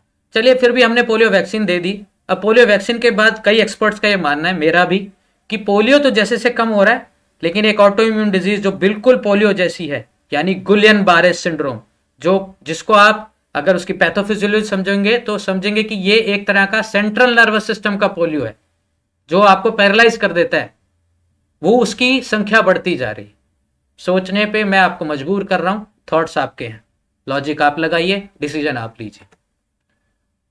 ये सब बातें हमारे स्टॉलवर्ड्स डॉक्टर कॉम्पटन बर्नेट, जो एक बहुत ही सक्सेसफुल कैंसर डॉक्टर्स रहे थे यूके के, इन्होंने आज से 100 साल पहले ही एक किताब लिख दी थी वैक्सीनोसिस, जो हमारे होम्योपैथ्स के करिकुलम का पार्ट भी है। हम वैक्सीनोसिस को बीमारी मानते हैं और वैक्सीनोसिस के अगेंस्ट हम दवाइयाँ यूज़ करते हैं कि उसके इफेक्ट्स को ख़त्म करें। ऐसे ही उन्होंने क्यूरेबिलिटी ऑफ ट्यूमर्स में भी लिखा था कि जहाँ ट्यूमर्स ठीक नहीं हो पा रहे, मुझे वैक्सीनोसिस को भी ठीक करना पड़ रहा है, तभी वो ट्यूमर्स रिस्पॉन्ड करते हैं ट्रीटमेंट को। तो आगे जाके हो सकता है रिसर्च ये भी बताए कि ऑटो इम्यूनिटी का स्ट्रॉन्ग इम्प्लीकेशन है कैंसर्स एंड ट्यूमर्स में भी। अभी रिसर्च ओपन फील्ड है, आगे जाके ज़रूर सामने आएगी। अब बात करते हैं एंटीबायोटिक्स की। एंटीबायोटिक कितनी आसानी से आप लोग जाते हैं, बच्चों के लिए इतना प्यार है हमारे मन में कि भाई जरा सी खांसी हुई नहीं, चल भाई केमिस्ट के बाद डाल एंटीबायोटिक मुंह में, थोड़ी सी इन्फेक्शन हुई नहीं, पेट दर्द हुआ नहीं, चल भाई। अरे भाई 2 दिन उसको सहने तो दो, बॉडी को लड़ने तो दो। बॉडी की इम्यूनिटी कैसे बनती है? जब उसके माइक्रोब्स अंदर जाते हैं और बॉडी की इम्यूनिटी उससे लड़ती है, बट हम अलाउ ही नहीं करते और फिर हम बोलते हैं ऑटो इम्यूनिटी क्यों आ रही है। इसीलिए आ रही है कि हम उस इम्यून सेल्स को हेल्दीली लड़ना नहीं चाह रहे, फिर वो बोलते हैं भाड़ में जाए, मैं बदल जाता हूँ ऑटो इम्यून, मुझे माइक्रोब पे तो ये काम करने नहीं दे रहा, तो मैं अपने शरीर पे काम कर लेता हूँ, बस होगी ऑटो इम्यूनिटी शुरू। तो एंटीबायोटिक देने से पहले 2 बार सोचिए, एक्सपर्ट्स से राय लीजिए, ऑल्टरनेटिव्स मेथड्स जिसको कहते हैं जैसे होम्योपैथी, आयुर्वेदिक या घरेलू उपचार कीजिए। जब उससे भी ठीक ना हो तब आप सोचिए कि भाई एंटीबायोटिक लेना चाहिए। एंटीबायोटिक कितना कॉमनली आप देते हो और क्या सही में वो इफेक्टिव है या नहीं, ये भी रिसर्च देख लेते हैं। ये हमारी इंडियन रिसर्च है, ये कहती है कि 80% एंटीबायोटिक्स की कोई ज़रूरत नहीं होती प्रिस्क्रिप्शंस की, फिर भी हम दे ही जा रहे हैं। सिमिलरली 80% डेंटल प्रोसीजर से पहले हम देते हैं ना एंटीबायोटिक्स, हमेशा एक प्रोफाइलैक्टिक के रूप में, वो कह रहे हैं 80% ज़रूरत ही नहीं है, ये रिसर्च पेपर प्रूव कर रहा है। अगेन कि एंटी माइक्रोबियल रेजिस्टेंस कितनी बढ़ती जा रही है, हमारे बैक्टीरियाज कितने बढ़ते जा रहे हैं और उन कितने ताकतवर होते जा रहे हैं वो बैक्टीरिया जो है इस चीज़ को लेके। अगेन एंटीबायोटिक का रोल और सी रिएक्टिव प्रोटीन क्यों नापना चाहिए, अगर वो ज़्यादा हो तभी हमें एंटीबायोटिक देना चाहिए, ये रिसर्च पेपर बता रहा है। और ये उन लोगों पे रिसर्च की गई है जो मेंटली इनटेक्चुअल, जिनकी इंटेलेक्चुअल डिसेबिलिटीज़ कम है। एक तो वैसे ही वो न्यूरो डिजेनरेटिव डिसऑर्डर में जो ऑटोइम्यून बेसिस है, और फिर हम उनको गट माइक्रोबायोम खराब करने के लिए एंटीबायोटिक्स दे रहे हैं, तो उनकी बीमारी बढ़ा रहे हैं। ऐसी WHO के ऑफिशियल पेज पे ये अपील की गई है कि एंटीबायोटिक्स जानवरों में, एग्रीकल्चर में कम यूज़ किए जाएं या ना यूज़ किए जाए। बट आप जिसे कहते हैं ना आजकल आप Licious, fresh to home meat, जो पैक्ड मीट आपके पास इमीडिएटली आ जाता है, सब एंटीबायोटिक लेडन है, कोई नहीं ये क्लेम कर सकता कि उसमें एंटीबायोटिक नहीं है। देन ICMR हमारी इंडियन स्टडी 50% से ज़्यादा पॉपुलर है, और ये बहुत ही प्रेशियस प्रेस्टिजियस कॉलेजेस की, मेडिकल कॉलेजेस की स्टडी है। एम्स, जिपमर, PGI चंडीगढ़, CMC वेलोर, इनसे क्रेडिबल शायद ही हमारे पास हॉस्पिटल्स हैं इस इंडिया में। 50% से ज़्यादा लोग ऑलरेडी माइक्रोबियल एंटीबायोटिक रेजिस्टेंस में चले गए। तभी आप सोचते ना बच्चों को एंटीबायोटिक दिया था, ठीक हुआ, फिर महीने में दोबारा बीमार हो गया, फिर 2 महीने में बीमार हो, ऐसे बहुत कॉमनली हमारे क्लिनिक में बच्चे आते हैं। Then same study in US। अब करते हैं डाइटरी फैक्टर्स का बात, कौन कौन सी डाइट हम ऐसे खा रहे हैं जिसको हम लोग हेल्दी समझ रहे हैं और वो ऑटो इम्यूनिटी दे रही है हमें। देखें डाइट का क्या फ़ायदा है कि डाइट को अगर हम मेडिसिन की तरह यूज़ करें ना, तो आपकी नेक्स्ट मील से ही आपकी दवाई चालू हो जाती है, किसी डॉक्टर के पास जाने की जरूरत नहीं है।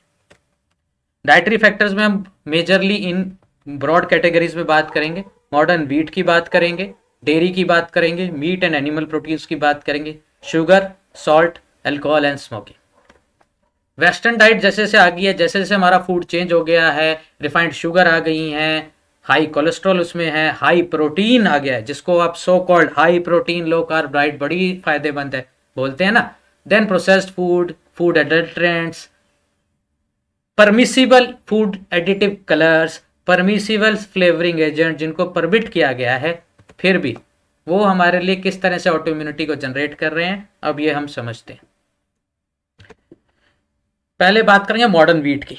मॉडर्न व्हीट की बात करने से पहले हम पहले गेहूं के बारे में थोड़ी हिस्ट्री समझ ले, क्योंकि हम गेहूं पे इतने रिलाय करते हैं, दिन में 3-3 बार गेहूं खाते हैं, तो गेहूं और मैदे की हिस्ट्री को समझना जरूरी है बिफोर वी कैन अप्रिशिएट कि हमें गेहूं के बिना कैसे जीना है। 1960 से पहले हमारे देश में गेहूं की मात्रा कम थी, हमारे देश में भूखमरी पैदा हो गई थी, बहुत से देशों में ये हुआ था, तो मजबूरन हमें बाहर से वीट इंपोर्ट करना पड़ा जो अमेरिका और मैक्सिको से आया था। उस वक्त डॉक्टर नॉर्मन बोरलॉग, जिनको फादर ऑफ ग्रीन रेवोल्यूशन कहा जाता है, इनको नोबेल पीस प्राइज भी मिला था। बट पीस प्राइज तो ओबामा को भी मिला था ना, जिसने सारी दुनिया में तबाही मचा दी, जिन्होंने अफगानिस्तान ले लो, सीरिया ले लो, है ना। तो वो तो खैर चलो एक बात है ही, बट उस समय की डिमांड थी कि हम पहले लोगों को भूख से बचाएं और इतना गेहूं पैदा कर दें कि हम एक कैलोरी सरप्लस में चले जाएं आज जैसे जी रहे हैं, और फिर हम इतने सारे मेटाबॉलिक सिंड्रोम के शिकार हो जाए। तो इनके आने से पहले ये इन्होंने हमें वीट के बीज भेजे जो 1960 में इंडिया पहुंचे, और फिर धीरे धीरे धीरे अगले 20 सालों में सिर्फ यही बीज, यही गेहूं जो मैक्सिकन वीट कहते हैं, इसी के वंशज हमें आज हर जगह दिख रहे हैं। मोर देन 90% ऑफ हमारी वीट प्रोडक्शन में यही वीट है। अगर मैं कहूं कि वीट एक जीएमओ क्रॉप्स है, जेनेटिकली मॉडिफाइड क्रॉप है, तो आप नहीं मानोगे, नहीं मानोगे ना, और कोई बात भी नहीं करता। हम बीटी ब्रिंजल की बात करते हैं, कॉटन की बात करते हैं, अब थोड़ा बहुत हम जीएमओ सोयाबीन की बात भी करने लगे हैं। ऐसा क्यों है? क्योंकि ये जो असली जेनेटिकली मॉडिफाइड वीट हमारे पास आया, ये तो आया 1960 में, लेकिन जीएमओ की डेफिनेशन और उसकी गाइडलाइंस लॉ में कब आई? इंडिया में आई वो 1989 में। तो जब तक हमने एक क्राइम को क्राइम डिफाइन ही नहीं किया, जब तक एक क्राइम को क्राइम डिफाइन ही नहीं किया, तो आप उसको क्राइम मानोगे कैसे कि नहीं? तो इसीलिए वीट एक जीएमओ है, ये मैं मानता हूं, आपका मानना आपके ऊपर छोड़ता। देन यूएस में भी सेम रेगुलेशंस आई 1986 में, बट उससे पहले तो ये वीट पूरी दुनिया में फैल चुका था। ग्रीन रेवोल्यूशन का इंपैक्ट, ये भी एक रिसर्च पेपर है जर्नल ऑफ एथिकल फूड में, एथनिक फूड में सॉरी। इसमें यह बताया गया किस तरह से हमने ग्रीन रेवोल्यूशन में अपने वीट प्रोडक्शन को 4 गुना, राइस प्रोडक्शन को 2 गुना बढ़ा दिया, बट मिलेट्स गायब हो गए, कम हो गए। हुआ क्या एक्चुअली, केमिकली देखें कि हुआ क्या वीट के साथ। वीट के साथ क्या हुआ कि ये research paper Indian research paper है, एमडीपीआई में, गैस्ट्रोइंटेस्टाइनल डिसऑर्डर में छपा हुआ। जब हमने वीट, नया मॉडर्न वीट लाया, इसकी ब्रीडिंग ऐसे की गई कि इसके ग्लूटेन की क्वालिटी इंप्रूव हो गई। ठीक है जी, एक चीज। दूसरा, हमने इतना फर्टिलाइजर बेस कर दिया कि भाई किसान को समझाया बिना फर्टिलाइजर के गेहूं होगा भी नहीं, और पार्टली ये बात सच भी है इन हाइब्रिड बीजों के लिए। तो हुआ क्या, इससे हमारा जो एक तो ग्लूटेन वर्सेस ग्लाइडिन, ये 2 प्रोटीन होते हैं वीट में, इसका रेशियो बिगड़ गया, ग्लूटेन बढ़ गया, ग्लाइडिन कम हो गया। दूसरा, लो मॉलिकुलर वेट ग्लूटेन कम हो गया, हाई मॉलिकुलर वेट जिसका स्ट्रक्चर बड़ा था वो ज्यादा आ गया। आप चाहते हो ना आपकी रोटी नरम मुलायम बने और लचीली बने, यानी लंबा खिंचे वो आटा, ये इसी हाई मॉलिकुलर प्रोटीन की वजह से। जो चाहते हो ना आप कि भाई नान जितना च्यूई हो उतना अच्छा लगता है, बस वही बात है। तो आपको रोटियां नरम चाहिए थी, तो आपके लिए हाई मॉलिकुलर वेट हमने ग्लूटेन बना दिया। देन पेस्टिसाइड, यहाँ 2 major company, parent company Monsanto and Bayer, इनका बहुत बड़ा हाथ है। इन्होंने हर जगह ग्लाइफोसेट, वीडीसाइड फैला दिया। ग्लाइफोसेट वीट के साथ मिलकर हमारे गट माइक्रोबायोम और केमिकली हमें हार्म पहुंचाता है। हमारी पूरी मिट्टी आज जहर की तरह हो गई, पानी जहर बन गया सिर्फ इस ग्लाइफोसेट की वजह से। और उसके अलावा बेयर जानी जाती है कि अलग अलग नामों से हाइब्रिड सीड्स को थ्रस्ट करता है। आज ये हाल आ गया है क्योंकि मैं अपने छत पे उगाता हूं, मैं देसी बीज चाह के भी प्रोक्योर नहीं कर पा रहा हूं, मुझे हाइब्रिड बीज ही मजबूरी में लेने हैं। दो मैं ऑर्गेनिक खेती कंपोस्ट कोशिश करता हूं, मैं कोई फर्टिलाइजर केमिकल पेस्टिसाइड नहीं यूज करता। ये ग्लाइफोसेट जो मैंने बात की उसके बारे में रिसर्च पेपर है कि भाई कैसे ये थायराइड डिजीजेस को बढ़ाता है और ऑटो इम्यूनिटी को बढ़ाता है। वीट की हिस्ट्री में पहले जो इंडिया में 1960 से पहले क्या हो रहा था, फिर 1960 में तो ये मैक्सिकन वीट आ गया। इससे पहले हमारे यहाँ पे एक वीट होता था जिसको इंडियन ड्वार्फ वीट कहते हैं। ये नेटिव था इंडिया का, ये इंडिया और पाकिस्तान के सब कॉन्टिनेंट में सबसे ज्यादा उगाया जाने वाला वीट था, और इसका नाम पैगम्बरी या गिलगिट वीट, या आजकल भी लद्दाख के कुछ हिस्सों में आप जाएंगे, तुर्तु गिलगिट बाल्टिस्तान की तरफ, हुमजा वैली में कुछ यही वीट उगाया जा रहा है, तभी वो लोग हमसे ज्यादा लंबा जी रहे हैं। चलिए खैर आगे बात करते हैं। तो हुआ क्या कि 1886 के अराउंड, मतलब लेट 18th सेंचुरी में ये वीट नॉर्मल वीट से महंगा बेचा जाता था, महंगा बिकता था, इसकी डिमांड ज्यादा थी, लोगों को पता थी इसकी वैल्यू। लेकिन हेनरी बेडन पॉवल, जो कि उस वक्त के पंजाब के फॉरेस्ट कंजर्वेटर थे, उन्होंने इस वीट को धीरे धीरे ऐसी पॉलिसीज बनाई कि ये वीट खत्म हो जाए। क्यों? क्योंकि भाई क्यों आए थे अंग्रेज हमारे पास? ईस्ट इंडिया कंपनी के नाम से, यहां से सारा माल बाहर बेचने के लिए। अब इस वीट की एक्सपोर्ट क्वालिटी कम थी। क्यों? क्योंकि उनके पास ऐसी मशीन ही नहीं थी, क्योंकि ये बीज, इसका बीज गोल होता है, स्फेरिकल होता है, इसीलिए इसका नाम भी है ट्रिटिकम स्फेराकोकम, ये इसका साइंटिफिक। तो गोल होता है, तो उस वक्त की मिल्स में उनकी मशीन नहीं थी कि इतने छोटे गोल बीज को ये पीस पाए। तो पहली चीज तो वो खत्म, तो उनका फायदा नहीं था, तो उन्होंने इसको खत्म कर दिया धीरे धीरे। और ग्रीन रेवोल्यूशन के बाद तो it's the last nail in the coffin, हमें ये बीज कहीं नहीं मिलता। लेकिन अमृतसर में भगत पूरन सिंह जी ने 1934 में पिंगलवाड़ा आश्रम की शुरुआत की थी, और वो लोग वहां पे प्रसाद के रूप में इस गेहूं के 10 बीज दिया करते थे, और इसी वजह से ये बीज कंजर्व हो पाए। आज कुछ कुछ जगह इंडिया में, थोड़ी बहुत जगह मध्य प्रदेश, तेलंगाना, कुछ हिस्से पंजाब में ये वीट आज भी उग रहा है, बट ये हम तक नहीं पहुंच पाता क्योंकि इतनी मात्रा नहीं है। और नहीं, अब आप समझ सकते हो कि आपकी लचीली नान और जो सुबह का नाश्ता आपकी ब्रेड, जो सो कॉल्ड व्हीट ब्रेड में भी 40% व्हीट होता है, वो व्हीट भी हाई मोलिकुलर ग्लूटेन वाला, और फिर मैदा जो और रिफाइंड है। तो आप समझ सकते हो, जिसको आप हेल्दी मान रहे हो, ब्रेड को, सैंडविच को, वो भी कैसे ऑटो इम्यूनिटी की तरफ आपको धक्का दे रहा है। इंडियन ड्वार्फ व्हीट के बारे में जैसे मैंने बताया, 90% जो है व्हीट मैक्सिकन व्हीट है, सिर्फ कुछ हिस्सों में 5% भी नहीं इंडियन ड्वार्फ व्हीट जो ओरिजिनल नेटिव था वो उगाया जा रहा है। अब कुछ रिसर्च शुरू हुई है इस वीट को वापस लाने की, इस वीट के बीजों को दोबारा उत्पन्न करने की। कई कई एग्रीकल्चर इंस्टीट्यूट में इस तरह की रिसर्चेज चल रही हैं। ये एल्जेवियर में छपा सीरियल साइंस के जर्नल में एक रिसर्च पेपर है जो ये कहता है कि इंडियन ड्वार्फ व्हीट में लो मॉलिकुलर वेट फाइटोकेमिकल्स थे जो हमारे लिए ज़्यादा हेल्दी थे, हमें ऑटो इम्यूनिटी नहीं देते थे।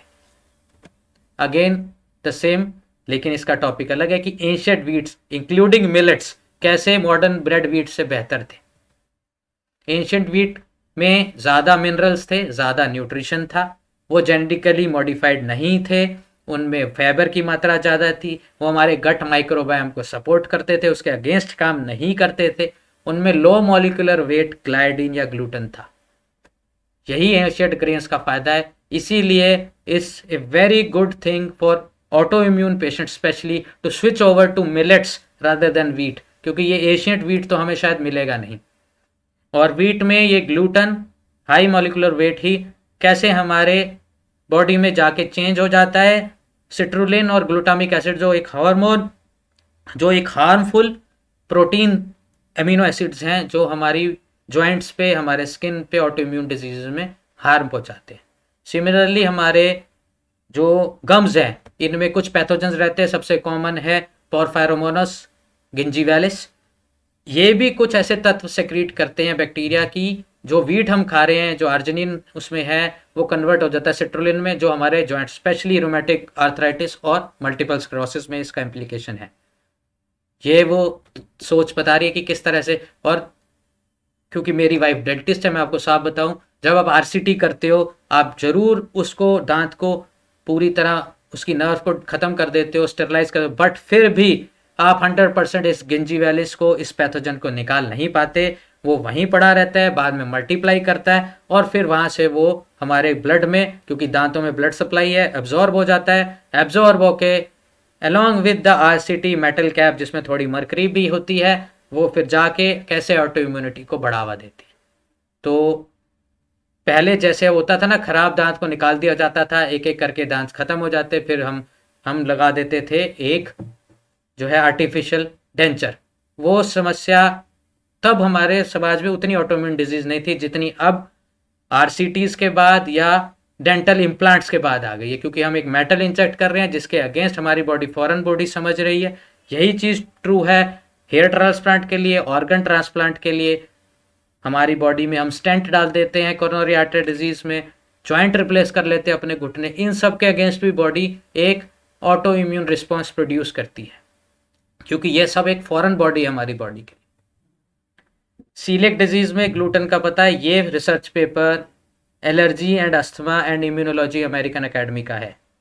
और आप समझ सकते हैं सिर्फ ऑटो इम्यून डिजीज नहीं, एलर्जिक डिजीज, अस्थमा, राइनाइटिस और allergic dermatitis, urticaria, contact dermatitis, atopic dermatitis, इन सब के लिए भी वीट को एक ग्लूटेन फ्री डाइट पे जाना क्यों फायदेमंद है। एक गैस्ट्रोएंटरोलॉजी जर्नल में सेम बात पब्लिश हुई थी कि कैसे वीट सीलिक डिजीज तो चलो इंटेस्टाइन पे ही मॉनिटर करती है, एक नॉन सीलिक ग्लूटेन सेंसिटिविटी पैदा हो गई है जो सिस्टमिक डिजीज यानी पूरी बॉडी के सभी ऑर्गन्स में डैमेज कर रही है। तो इस तरह से जो है ये जर्नल्स, और ये बहुत वाइड स्टडी है, बहुत सारे देशों में हुई है including India, US, Italy, Germany etcetera. और इसमें पता क्या है कि जर्नलाइज्ड इसका वीट खाने के हमारे नुकसान है, चाहे आप माइंड की disease, mental disease, encephalopathy, multiple sclerosis, joint, schizophrenia, stomatitis, vasculitis, जो मर्जी नाम लीजिए, फाइब्रोमाइल्जिया, इन सब में वीट का इम्प्लीकेशन इनको मिला है। Psoriasis, again same non coeliac sensitivity कितनी कॉमन। और एक रिसर्च कहती है कि 70% of American are now suffering from non coeliac gluten sensitivity या नॉन सीलिक वीट सेंसिटिविटी, यानी सीलिक डिजीज उनके टेस्ट में नहीं आती बट फिर भी वीट से वो सेंसिटिव है। तो अलग अलग वेरियस स्पेक्ट्रम में, थोड़ी लिथार्जी से लेके फ्रैंक डिजीज तक उनको सिम्टम्स आ रहे हैं। Again the same thing, Harvard medical school जिसको बहुत हम नाम मानते हैं, उन्होंने एक रिसर्च पेपर पब्लिश किया कि एशियड ग्रेन्स का कितना फ़ायदा है और क्यों हमें ये मिलेट्स पे स्विच कर जाना चाहिए, स्पेशली अगर आपको ऑटो इम्यून डिजीज़ या एलर्जीज है। और यही हमारी आज की भारत सरकार भी इस साल को इंटरनेशनल ईयर ऑफ मिलेट्स मान के चल रही है। आपको जान के ताज्जुब होगा कि आज से कुछ सालों पहले तक, क्योंकि अब तो प्रोडक्शन हमने बहुत बढ़ा दी वीट की, कुछ सालों पहले तक, ज़्यादा पुरानी नहीं बात, 2020 2010 तक, 2010 तक भी हम लार्जेस्ट इंपोर्टर थे वीट के। And nowadays we are the largest producer and the second largest exporter of millets. यानी दुनिया को समझ आ गई कि वीट भेज दो इंडिया और इंडिया के मिलेट्स ले लो खुद। समझ गए? तो आपको क्या करना है अपनी डाइट में चेंज, ये पहला वीट के बारे में। The pace I will increase now, क्योंकि बहुत टाइम निकल रहा है और हम, लेकिन ये दोनों फैक्टर्स इंपॉर्टेंट थे, वैक्सीन और वीट, तो हम आगे की अब पेस थोड़ी फास्ट रहेगी, अब थोड़ा ध्यान दीजिएगा। डेयरी और मीट प्रोडक्ट्स, ये भी हम रोज इस्तेमाल करते हैं। डेयरी और मीट प्रोडक्ट्स में खासकर मिल्क की बात करें तो प्योर मिल्क की बात, लोग बोलते हैं मिलावटी, मिलावटी तो अलग बात है, प्योर मिल्क की बात करें तो इसमें 400 डिफरेंट टाइप के प्रोटीन्स होते हैं, सिमिलरली एनिमल मीट में भी, और इनमें 150 से ज़्यादा अलग अलग अमीनो एसिड्स हैं टाइप। और माइलिन ओलिगोडेंड्रोसाइट ग्लाइकोप्रोटीन यानी MOG, ये एक मॉलिक्यूल है जो मल्टीपल स्क्लेरोसिस यानी हमारी माइलिन शीट पे होता है। माइलिन शीट पे गुलियन बारे सिंड्रोम में भी होता है, माइस्थीनिया ग्रीवियस में भी यही होता है। ये तीनों ऑटोइम्यून डिजीज में क्या होता है, हमारी जो इंसुलेटिंग कवर है हमारी नर्व सेल्स का, माइलिन, इसमें डैमेज होता है और इसीलिए हमें ये बीमारी आती है। हमारे नर्व्स अपनी कंडक्शन नहीं कर पाते आगे के सेल्स को और फिर हम वेरियस डिग्री ऑफ पैरालिसिस या वीकनेस के थ्रू जाते हैं इन बीमारियों में। तो काउ मिल्क में एक अमीनो एसिड प्रोटीन मिलता है ब्यूटेरोफाइलिन, जो बिल्कुल मॉलिक्यूलर मिमिक्री या सेम करता है इस MOG से। तो ये इसीलिए दूध और मिल्क मीट प्रोडक्ट्स का ऑटो इम्यूनिटी में स्ट्रॉन्ग इम्प्लीकेशन है, जैसे ग्लूटेन में था। मोर पेपर्स, ये देखा गया है कि जो बुचर्स थे जिनका एक्सपोजर था, जो है कसाई का काम जो करते हैं, उनको ज़्यादा पैंक्रियाट डिजीज, ज़्यादा लिवर डिजीज, ज़्यादा कैंसर्स हो रहे थे। क्यों हो रहे थे? क्योंकि वो रोज एक्सपोज रहते हैं मीट इंडस्ट्री से आए हुए माइक्रोब्स और वायरस से। और कोविड तो आपके सामने है ही, कहते हैं कि कोविड बैट से आया इंसान को, असलियत तो चाइना ही जाने, बट फिर भी। And then there is a very vast study done on epitopes. Animal protein में जो एपिटोप्स होता है, एपिटोप्स क्या होता है? एपिटोप्स हम डेफिनेशन से उस लोकेशन को कहते हैं एंटीजन की, जहां हमारी बॉडी एंटीबॉडी चिपकाती है, यानी हमारी एंटीबॉडीज इस एपिटोप के स्ट्रक्चर के हिसाब से ही बनती है। अब एनिमल प्रोटीन्स में इतने सारे एपिटोप्स इनको मिले, पिग, काउ, चिकन की इतने ज़्यादा एपिटोप्स डिफरेंट वैरायटी के मिले कि हमारा इम्यून सिस्टम कंफ्यूज हो जाता है और फिर वो कुछ ऐसे एंटीबॉडीज बना देता है जो हमारे ही टिश्यू के अगेंस्ट काम करने लगते हैं। तो it's a very good idea to cut down your animal protein dairy products if you are suffering from autoimmune diseases. वो जो 1 कप चाय आप बोलते हो ना, वो भी आपको बीमार कर रही है अगर उसमें दूध डाल रहे हो आप तो। चलिए आगे बात करते हैं, और आइसक्रीम की तो बात ही करें ना आज, जिसमें इतना कुछ है। तो एनिमल फ्लैश, ये ब्रिटिश मेडिकल जर्नल का है कि एनिमल फ्लैश खाने से रूमेटॉइड आर्थराइटिस के सिम्टम बढ़ते हैं, उसकी इंसिडेंस बढ़ता है। सिमिलरली अगर एक प्लांट बेस्ड डाइट पे स्विच कर जाए हम लोग, तो रूमेटॉइड आर्थराइटिस के सिम्टम्स को हम कर कम पाते हैं, उनकी रिमिशंस को बढ़ा पाते हैं। अब बात करते हैं शुगर, हमारा फेवरेट फूड शुगर, और हमारे ऑटोइम्यून और कैंसर सेल्स का भी सबसे फेवरेट फूड। आपको तो कम पसंद होगा, उनको ज़्यादा पसंद है, क्योंकि उनकी तो लाइफ ही इस पर डिपेंड करती है। उनको और कोई तरीका या और कोई जो है कोई और तरह का उनको फ्यूल पता ही नहीं है कि किसके अलावा वो जी सकते हैं। तो अगर आप शुगर कट डाउन करते हैं तो आपने कैंसर ऑटोइम्यून सेल्स को मार दोगे खुद ही, क्योंकि उनको यही खाना आता है, उसके अलावा उनको खाना ही कुछ नहीं आता। तो ये रिसर्च पेपर ये बताता है कि हाई शुगर डाइट जब हम खाते हैं तो वो ग्लूकोज बॉडी में जाता है, हमारे माइटोकॉन्ड्रिया में रिएक्टिव ऑक्सीडेटिव स्पीसीज बनाता है, जो बाद में auto immunity, leptin, other things को ट्रिगर करती है। वही इन्फ्लामेटरी कंपाउंड जो हम पहले पढ़ चुके हैं, इन्फ्लामेटरी कंपाउंड से फिर ऑटो इम्यून सेल्स बनते हैं और हाई शुगर ये करती है। एक एक्सपेरिमेंट किया इन लोगों ने कि माइस को जो क्रॉन्स डिजीज से ग्रस्त था, जानबूझकर क्रॉन्स डिजीज दी थी उसको वैसे, तो उसको इन्होंने दो अलग अलग माइस लिए, दोनों को क्रॉस डिजीज थी। एक को दिया इन्होंने हाई शुगर डाइट और एक को दिए लो शुगर डाइट। तो इनके इंटेस्टाइन पे ये फर्क आया, देख लो आप, राइट में आपके हाई शुगर डाइट वाला है, लेफ्ट में आपके लो शुगर डाइट वाला है। तो ये प्रूव करता है कैसे शुगर ऑटोइम्यून डिजीज और उसके डैमेज को टिश्यूज पे बढ़ाती है। सेम थिंग इज प्रूव्ड, क्योंकि ज्यादा साइटोकाइन हम ट्रिगर कर देते हैं, रिएक्टिव ऑक्सीडेटिव स्पीशीज। तो cut down on sugar, calorie restriction इसीलिए इंपॉर्टेंट है। Another same thing research paper की शुगर इंक्रीज कर देता है रिस्क ऑफ ऑटोइम्यून डिजीज, और सिर्फ रिस्क तो करता ही करता है, साथ साथ उसका सिम्टम्स को भी सिवियर बना देता है। तो अगर आपको ऑटोइम्यून डिजीज अगर शुगर कट डाउन करोगे तो आप देखोगे सिम्टम्स कम हो जाएंगे और आप रिमिशन में चले जाओगे। अब शुगर तो हो गई, जब शुगर जा जाएगी तो सॉल्ट भी आएगा। चलिए सॉल्ट की बात करते हैं। सॉल्ट, जो घर में थोड़ा सा नमक ज़्यादा डल गया या आपने थोड़ा सा चाट मसाला छिड़क के खा लिया, वो नहीं देता ऑटो इम्यूनिटी। ऑटो इम्यूनिटी आपको देता है जो प्रोसेस्ड फूड, जो ब्रेड, जो बर्गर, जो आप पैटीज, जो फ्रोजन पैटी आपके मैकडी के बर्गर में डल रही है, बर्गर किंग के बर्गर में डल रही है, जो प्रोसेस्ड मीट आपके पास आ रहा है, जो प्रिजर्वेटिव वाला खाना आ रहा है, वो क्यों? इनमें नॉर्मल खाने से, आप इनका लेबल चेक कीजिएगा, जो सिंपल भुजिया भी आप खाते हो ना हल्दीराम की, उसके पीछे देखिएगा ध्यान से, एक बार पढ़िएगा कि डेली इंटेक का कितना सोडियम यहाँ पे हम इंटेक कर रहे हैं। सोडियम क्लोराइड की बात कर रहा हूँ। तो प्रोसेस्ड फूड हमारे घर के बने खाए जिसमें नमक ज़्यादा है तो भी 10 गुना से 20 गुना ज़्यादा सोडियम क्लोराइड डेली देता है। डॉक्टर गरिमा इस बात पे ब्रीफ करेंगी बाद में। तो समझिए कि आप कैसे ज़्यादा सॉल्ट खा के, प्रोसेस्ड फूड स्पेशली जो सुबह की ब्रेड है जिसमें व्हीट भी है, सोडियम क्लोराइड भी ज़्यादा है, ग्लूटेन भी ज़्यादा है, कितना हेल्दी है वो आपके लिए। अब बात करते हैं, इन्होंने सॉल्ट की एक स्टडी की, वही एमओजी, माइलिन ओलिगोडेंड्राइट ग्लाइकोप्रोटीन जो एमएस में इम्प्लीकेटेड है। तो इन्होंने क्या किया, दो अलग अलग चूहे लिए जिन पे इन्होंने experimental auto immune encephalitis induce करने की कोशिश की, यानी कि जानबूझ के हम इनको इंसेफेलाइटिस जो मल्टीपल स्क्लेरोसिस में होता है वैसी पैथोफिजियोलॉजी हम इन दोनों चूहों में करी। तो इन्होंने क्या किया, एमओजी डाल दिया, उसके बाद इंजेक्ट करने के बाद इन्होंने एक को तो the regular diet, normal diet, और एक को दी हाई सॉल्ट डाइट। तो देखा कि हाई सॉल्ट डाइट में ज़्यादा सिम्टम, ज़्यादा खतरनाक मल्टीपल स्क्लेरोसिस, ज़्यादा वाइड स्प्रेड न्यूरल डैमेज हुआ। तो हाई सॉल्ट डाइट इस तरीके से हमें बढ़ती है। हाई सॉल्ट डाइट हमारे जो सेल्स है उसके आसपास की ऑस्मोलैरिटी को चेंज करती है, और उसी से हमारे जो सेल्स हैं, जो नॉर्मल हमारे टी सेल्स हैं, वो कन्वर्ट हो जाते हैं इफेक्टर टी सेल्स यानी ऑटो इम्यून टी सेल्स। ऐसे ही CD4+ सेल्स जो हमारे मेजर चंक है टी सेल्स का, वो कन्वर्ट होते हैं TS सेल्स में। अब ऑटो इम्यूनिटी के सेलुलर बेसिस की बात करें, क्योंकि अगर जब तक हम सेलुलर बेसिस बॉडी में हमारे हो क्या रहा है ये नहीं समझेंगे, हम उसको ठीक नहीं कर सकते। अब हम सोल्यूशन की तरफ बढ़ रहे हैं।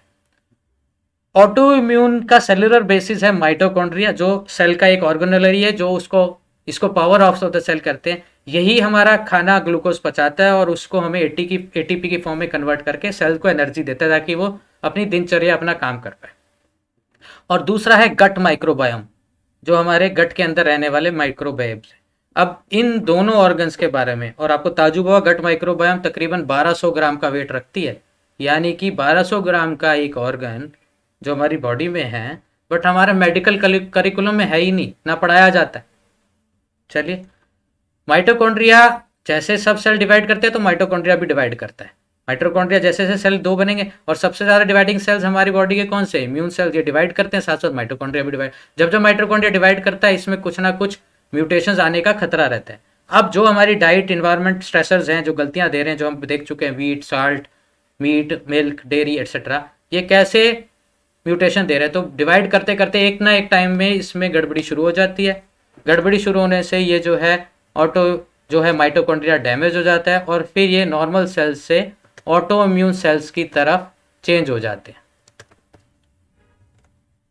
ये सब चीज़ें हमारे माइटोकॉन्ड्रिया को डैमेज करती है, जो हम ऑलरेडी पढ़ चुके हैं। High sugar food, inflammation, hypoglycaemia यानी कि हाइपरग्लाइसीमिया यानी कि हमारा metabolic syndrome, nutritional deficiencies, toxin, sedentary lifestyle, ये सब हम पढ़ चुके हैं पहले। जब तक ये बैलेंस बना रहेगा, यानी कि इन्वायरमेंटल स्ट्रेसर जो ऑटोइम्यूनिटी दे रहे हैं और बॉडी का हीलिंग मैकेनिज्म दोनों साथ साथ चलते रहेंगे, तब तक हमें डिजीज नहीं होंगे। हम फंक्शनल इलनेस में टिके रहेंगे, कभी इधर सीसॉ की तरह। जैसे ही ये बैलेंस बिगड़ेगा, ज़्यादा हमारे स्ट्रेसर्स हो जाएंगे, इन्वायरमेंट चाहे स्ट्रेस आ जाए, मतलब हम इस सीसॉ में, आप समझ के देखिए, और एक लाइफ इवेंट हो जाता है, भगवान न करे आपके किसी क्लोज फैमिली मेम्बर की डेथ हो जाती है। अब यहाँ आप तैयारी में थे, आपका बैलेंस बिगड़ा हुआ था और आपका इन्वायरमेंट स्ट्रेस आया और आप फटाफट से एक्यूट सिम्टम्स में आ गए और आपको ऑटोइम्यून डिजीज ट्रिगर हो। अब समझ पा रहे हैं स्ट्रेस कैसे ट्रिगर कर रहा है इस माइटोकॉन्ड्रियल डैमेज को। तो यही माइटोकॉन्ड्रियल में जैसे से म्यूटेशन एक्यूमुलेट होती है, हमें auto immune diseases, cancers, ageing, various kind of diseases मिलती है। बहुत नकारात्मकता होगी ना कमरे में, बट ऐसा नहीं है, सब्र कीजिए। मैं बहुत पॉजिटिव माइंडेड आदमी हूँ और अब पॉजिटिव बात करेंगे। अब नकारात्मकता तो होनी है ना, वीट भी छोड़ दो बोला, दूध भी छोड़ दो, अंडे भी छोड़ दो, नमक भी कम खाओ, चीनी भी कम खाओ, शराब मत पियो, सिगरेट मत। अरे भाई जिए कैसे, एक्सरसाइज भी करो, स्ट्रेस को भी मैं, तो फिर जिंदगी कैसे जिए, चलिए बताते हैं। ऐसा है, आप क्या खा रहे हो वो इम्पोर्टेंट है ऑफ कोर्स, बट उससे भी ज्यादा इंपॉर्टेंट है उस खाने में से आपकी बॉडी क्या एब्जॉर्ब कर रही है। और एब्जॉर्प्शन कहाँ होती है? हमारी इंटेस्टाइन। इसीलिए कहते हैं गट माइक्रोबायम। गट माइक्रोबायम जिसको हमने रेन फॉरेस्ट का नाम दिया, बट धीरे धीरे हमारी घटिया डाइट ने इस अमेजन रेन फॉरेस्ट को एक बंजर भूमि बना दिया, यानी कि वहाँ गट माइक्रोबायम खराब कर दिया, खत्म कर दिया। 1907 में एक नोबेल प्राइज मिला था डॉक्टर इलिया मैकनिकोव को, जिन्होंने ये बताया था, इलिया मैकनिकोव ने, कि फैगोसाइटोसिस कैसे होता है, न्यूट्रोफिल्स कैसे फैगोसाइटोस करते हैं और हमारी इम्यून सेल्स को खाते हैं। तो हुआ क्या कि कोलेरा एक एपिडेमिक आया 1892 में, ये बहुत पहले की बात है, उनको जब नोबेल प्राइज मिला उससे पहले की। तो फ्रांस में कोलेरा एपिडेमिक आया, उसमें इन्होंने क्या किया, इन्होंने देखा कई लोग तो बहुत बीमार हो रहे कोलेरा से, कई बहुत कम बीमार हो रहे हैं। तो इस चीज़ को, क्योंकि एक्सपेरिमेंटल माइंड था इनका, इन्होंने रिस्क लिया, इन्होंने कोलेरा की ब्रॉथ बनाई, खुद भी पी ली और अपने कुलीग को भी दे दी। और कमाल की बात थी, वो बीमार नहीं पड़े दोनों, और उस वक्त कोलेरा जानलेवा माना जाता है, तब की बात है ये। बट आज फिर उन्होंने और एक्सपेरिमेंट किया, कुछ और कुलीग्स को इंडक्ट किया, तो फिर देखा एक कुलीग इतना बीमार पड़ गया कि वो मरते मरते बचा। तो उन्होंने इस पूरे एक्सपेरिमेंट से ये इन्फर किया कि ये इंपॉर्टेंट नहीं है कि आपके अंदर कोलेरा वायरस बैक्टीरिया जा रहा है, इंपॉर्टेंट ये है कि आपकी गट, आपकी इंटेस्टाइन उस कोलेरा को एब्जॉर्ब करके रिएक्ट कर रही है हमारी इम्यून सिस्टम या नहीं। तो उन्होंने ये निष्कर्ष निकाला कि कुछ बैक्टीरिया हमारे माइक्रोबायोम में ऐसे हैं जो कोलेरा की ग्रोथ को बढ़ावा देते हैं, और कुछ माइक्रोबायोम ऐसे हैं जो कोलेरा को बढ़ने ही नहीं देते, तो हम उससे बच जाते हैं, हमारी इम्यूनिटी। यही कारण है कि जो सिजेरियन बर्थ होते हैं उनके कंपैरिजन में जो नॉर्मल डिलीवरी है वो ज़्यादा हेल्दी है, ठीक है। बट प्रॉब्लम इस हम सबके लिए एक अनफॉर्चुनेट बात ये हो गई कि इलिया मैकनिकोव, शायद इनको दूसरा भी नोबेल प्राइज मिल जाता अगर गट माइक्रोबायोम के बारे में बोलते। इनको फादर ऑफ प्रोबायोटिक्स भी कहते हैं। इनकी मृत्यु हो गई 1916 में, और 1916 के बाद अगले 10 साल में एंटीबायोटिक्स डिस्कवर कर दिए गए। पेनिसिलिन पहले आई, सी सेक्शन हो गया शुरू, मतलब सिजेरियन सेक्शन से बच्चे होने लग गए, डाइट्स को वेस्टर्नाइज कर दिया, प्रोसेस फूड आ गया, हमने बैक्टीरिया को इतना बड़ा दुश्मन मान लिया अपने, तो घर घर में स्टेरलाइजर। आजकल भी आपने कोविड में देखा कितनी माएँ बात बात पे बच्चों को, मतलब उन्होंने उनके हाथ तक कट्स और ड्राइनेस पैदा कर दी, उनसे हाथ धुला के सैनिटाइज लगा के। और फिर इस 2 पाउंड के माइक्रोबायोम को हमने समझा ही नहीं, ये 1200 ग्राम के ऑर्गन को समझा ही नहीं, और आज तक भी ये मेडिकल करिकुलम में डाला ही नहीं गया।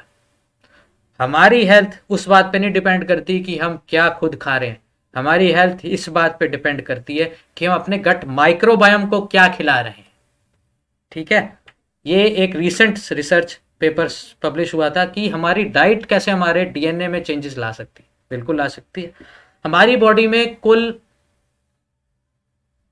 1 ट्रिलियन के करीब सेल है और हमसे 10 गुना ज्यादा नंबर सेल्स का ना हमारे गट माइक्रोबायोम में। सोच के देखो, तो हम जो अपने घमंड में जीते ना, मैं बोलते हैं आई आई आई, यू आर नॉट यू। आप तो एक पैरासाइट हो। इन 10 ट्रिलियन सेल्स में सिर्फ 1 ट्रिलियन आपके हैं, 1/10 ऑफ द सेल्स आपके हैं। तो you are living like a parasite in your body, जिस बॉडी पे आप इतना घमंड करते हो। और हमारे ह्यूमन जीनोम में सिर्फ 20,000 जीन है और इससे 10 से 100 गुना के बीच में डिपेंडिंग ऑन आपकी गट माइक्रोबायोम।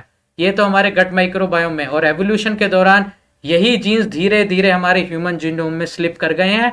और इसीलिए गट माइक्रोबायोम की हेल्थ हमारी जेनेटिक हेल्थ को दर्शाती है। That is why the research paper says you are what you eat. आप जो खा रहे हो उससे अपनी गट माइक्रोबायोम की हेल्थ को मेंटेन करते हुए अपने डीएनए में चेंजेस कर सकते हो। ये एक हारी हुई सोच नहीं है, और यही चेंजेस फिर आप अपनी आने वाली पीढ़ियों को देते हो। कि इसके नेगेटिव में तो ये नकारात्मक मत तो ये एक एम्पावरिंग फैक्ट है। आप बात समझिए, आपकी डाइट अगर आप सुधार लेते हो, अपनी आदतें आज, तो आप अपने डीएनए तक में, अपने एपिजेनेटिक्स में चेंज कर सकते हो। इसी को कहा गया है साइंस ऑफ एपिजेनेटिक्स।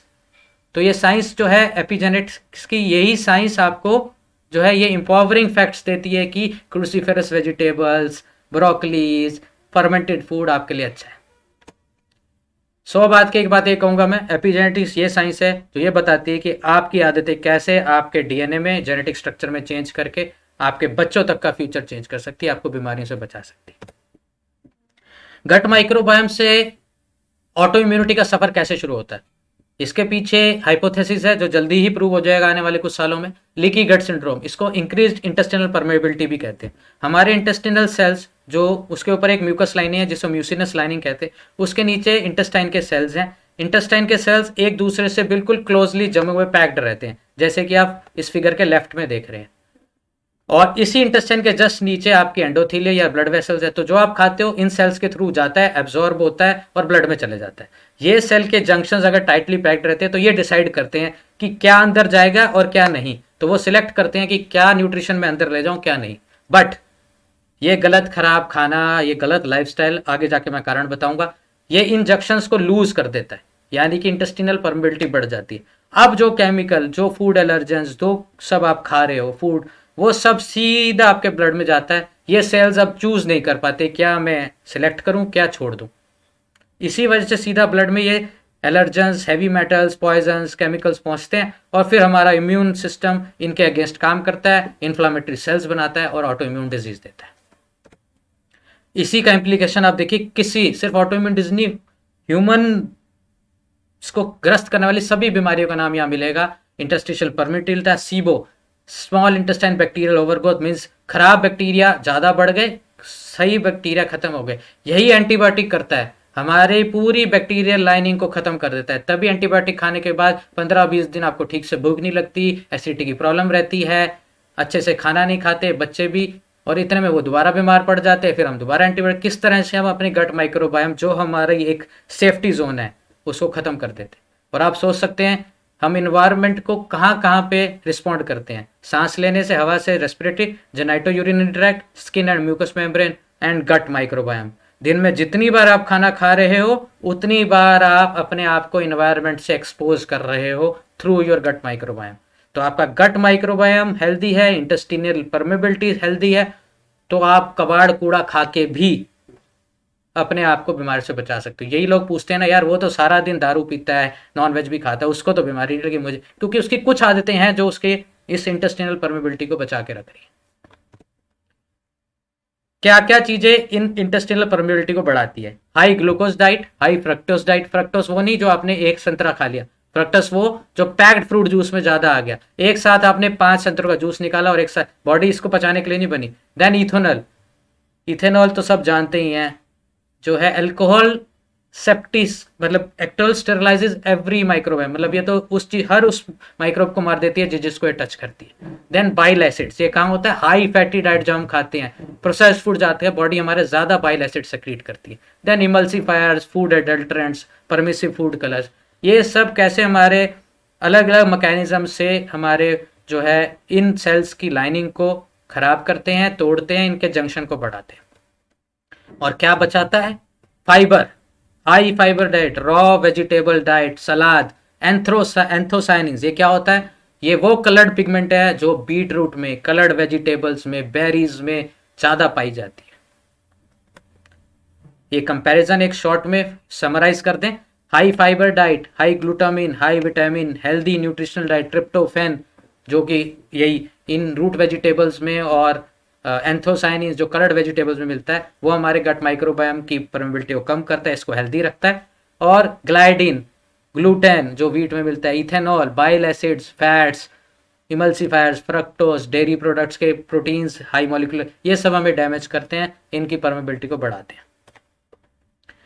एक एक्सपेरिमेंट हुआ, इन्होंने क्या किया, माइस को आर्टिफिशियल स्वीटनर दिया, वो माइस मोटा हो गया। अब मोटा तो हो गया, ठीक है, अब ये प्रूव करते कि भाई हमारी गट माइक्रोबायम सही में इतना क्रेडिबल है या हमने शुगर नहीं उसको मोटा किया।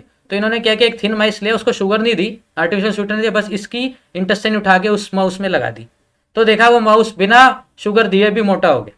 तो इतना इंपॉर्टेंट रोल गट माइक्रोबायम हमारा प्ले करता है। अब ये इसका सपोर्टिव मैं ब्रीफ में चाहूंगा कि मॉलिक्यूलर कैसे हमारा गट माइक्रोबायम ऑटो इम्यून डिजीज को, ये कितने रिसर्च पेपर यहाँ पब्लिश हो चुके हैं। अनदर वन, ये जर्नल ऑफ इम्यूनोलॉजी रिसर्च में बहुत इंपॉर्टेंट पबमेड का टॉपिक है, रिसर्च पेपर है। Again another frontier in microbiology, कैसे non intestinal related auto immune disease को भी गट माइक्रोबायम या इंटेस्टिनल माइक्रोबाया हेल्प, यानी सिस्टमिक डिजीज, रूमेटॉइड आर्थराइटिस, सबको ये कैसे वो नुकसान पहुंचाता है। Again another one from Nature Reviews, ये बहुत स्ट्रांगली इम्प्लीकेटेड वन है, डायनेमिक इंटरप्ले। और सिर्फ ऑटो इम्यून डिजीज नहीं, cancer, coronary artery disease, obesity, diabetes के खतरे को भी गट माइक्रोबायम की हेल्थ वो उसके फ्यूचर को इम्प्लीकेशंस हैं वहाँ पे भी। अगेन वन मोर, अब हम थकी हारी जिंदगी, दवाइयों में ग्रस्त जिंदगी, डॉक्टरों के गुलाम होके, फार्मा लॉबी गुलाम होके जिंदगी नहीं जीना चाहते। We have to start our journey to the green zone, healthy zone, जहाँ हम बिना बीमारियों, बिना डिजीज के जिए। इस तरह की जिंदगी हम चाहते हैं कि नहीं? आप सब भी ऐसी चाहते हो ना? इसी के लिए हमने ये प्रोत्साहन प्रोग्राम डिजाइन किया है, जो कि एक प्रीमियम लाइफस्टाइल इंप्लीमेंटर प्रोग्राम है, और इसका एक होलिस्टिक अप्रोच है। ये नहीं कि सिर्फ दवाई दी, इसके 5 बेसिक पिलर्स हैं, जहां हम ध्यान देते हैं डाइट पे, एक्सरसाइज पे, स्ट्रेस मैनेज पे, इन्वायरमेंट पे, मेडिकल, जहां मेडिसिन की जरूरत है वहीं पे, ताकि धीरे धीरे हम आपके एलोपैथिक दवाइयों को धीरे धीरे कम करते जाएं। अब सोल्यूशन ढूंढने से पहले फिर से हम समराइज कर ले, कॉजेज कहाँ थी, genetic preserve, metabolic syndrome, lifestyle के ऊपर, then exposure to toxic medicine, vaccines, diet की बातें हमने की, एंड अल्कोहल स्मोकिंग। अब सोल्यूशन क्या है? जब हम जानते हैं कि सेलुलर बेसिस और माइटोकॉन्ड्रिया और गट माइक्रोबायोम, तो हमारी जो डाइट है, हमारी जो एक्सरसाइज है, हमारे जो भी प्रोटोकॉल्स हैं, वो इन दोनों की हेल्थ पे फोकस्ड होने चाहिए।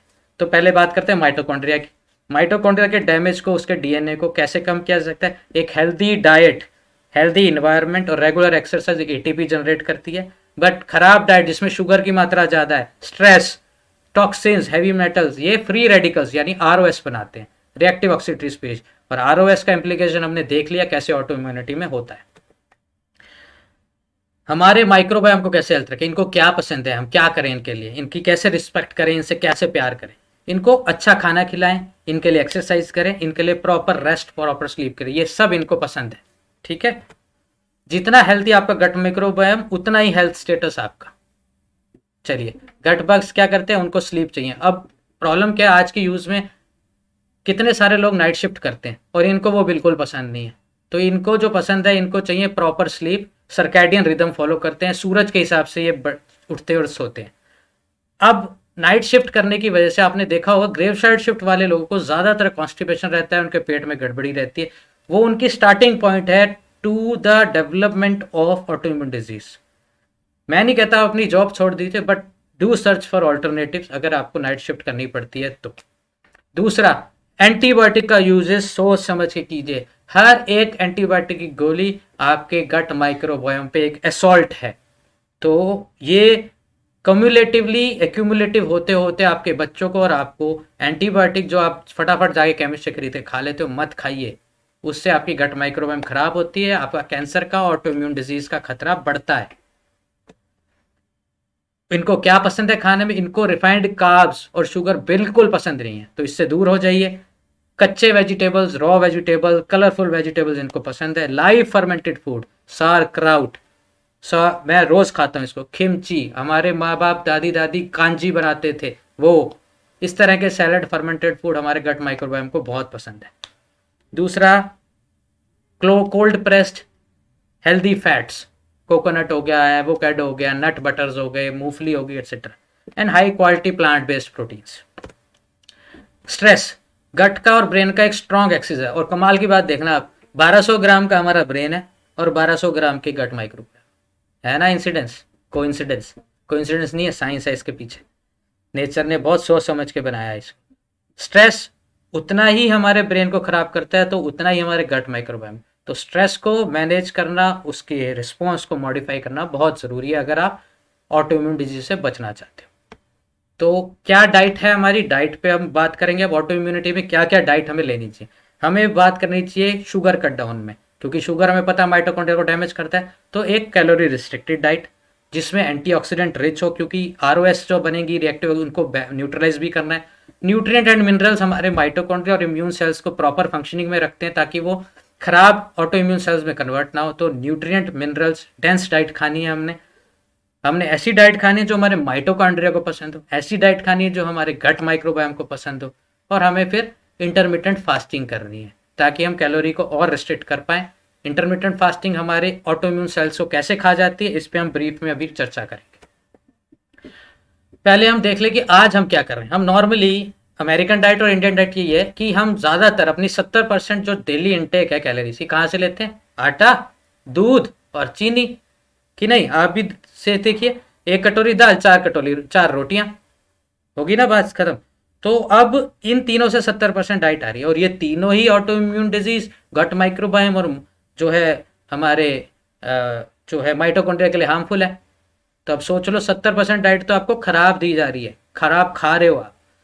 और इसकी वजह से, क्योंकि हमारा पेट रोटी, दूध और दही से और चीनी से भर जाता है, तो हम जो है हेल्दी चीज़ें कम खाते हैं। इसीलिए हम इंडियंस जो है 98% वेजिटेबल्स खाते ही नहीं, या बहुत कम मात्रा में। जितनी हमको एक दिन में खानी चाहिए उतनी हम एक हफ्ते में खाते हैं। एक रफ आइडिया मैं दे दूं, एक इंसान को around 1% of body weight rough vegetables, raw vegetables and fruits raw खाने चाहिए।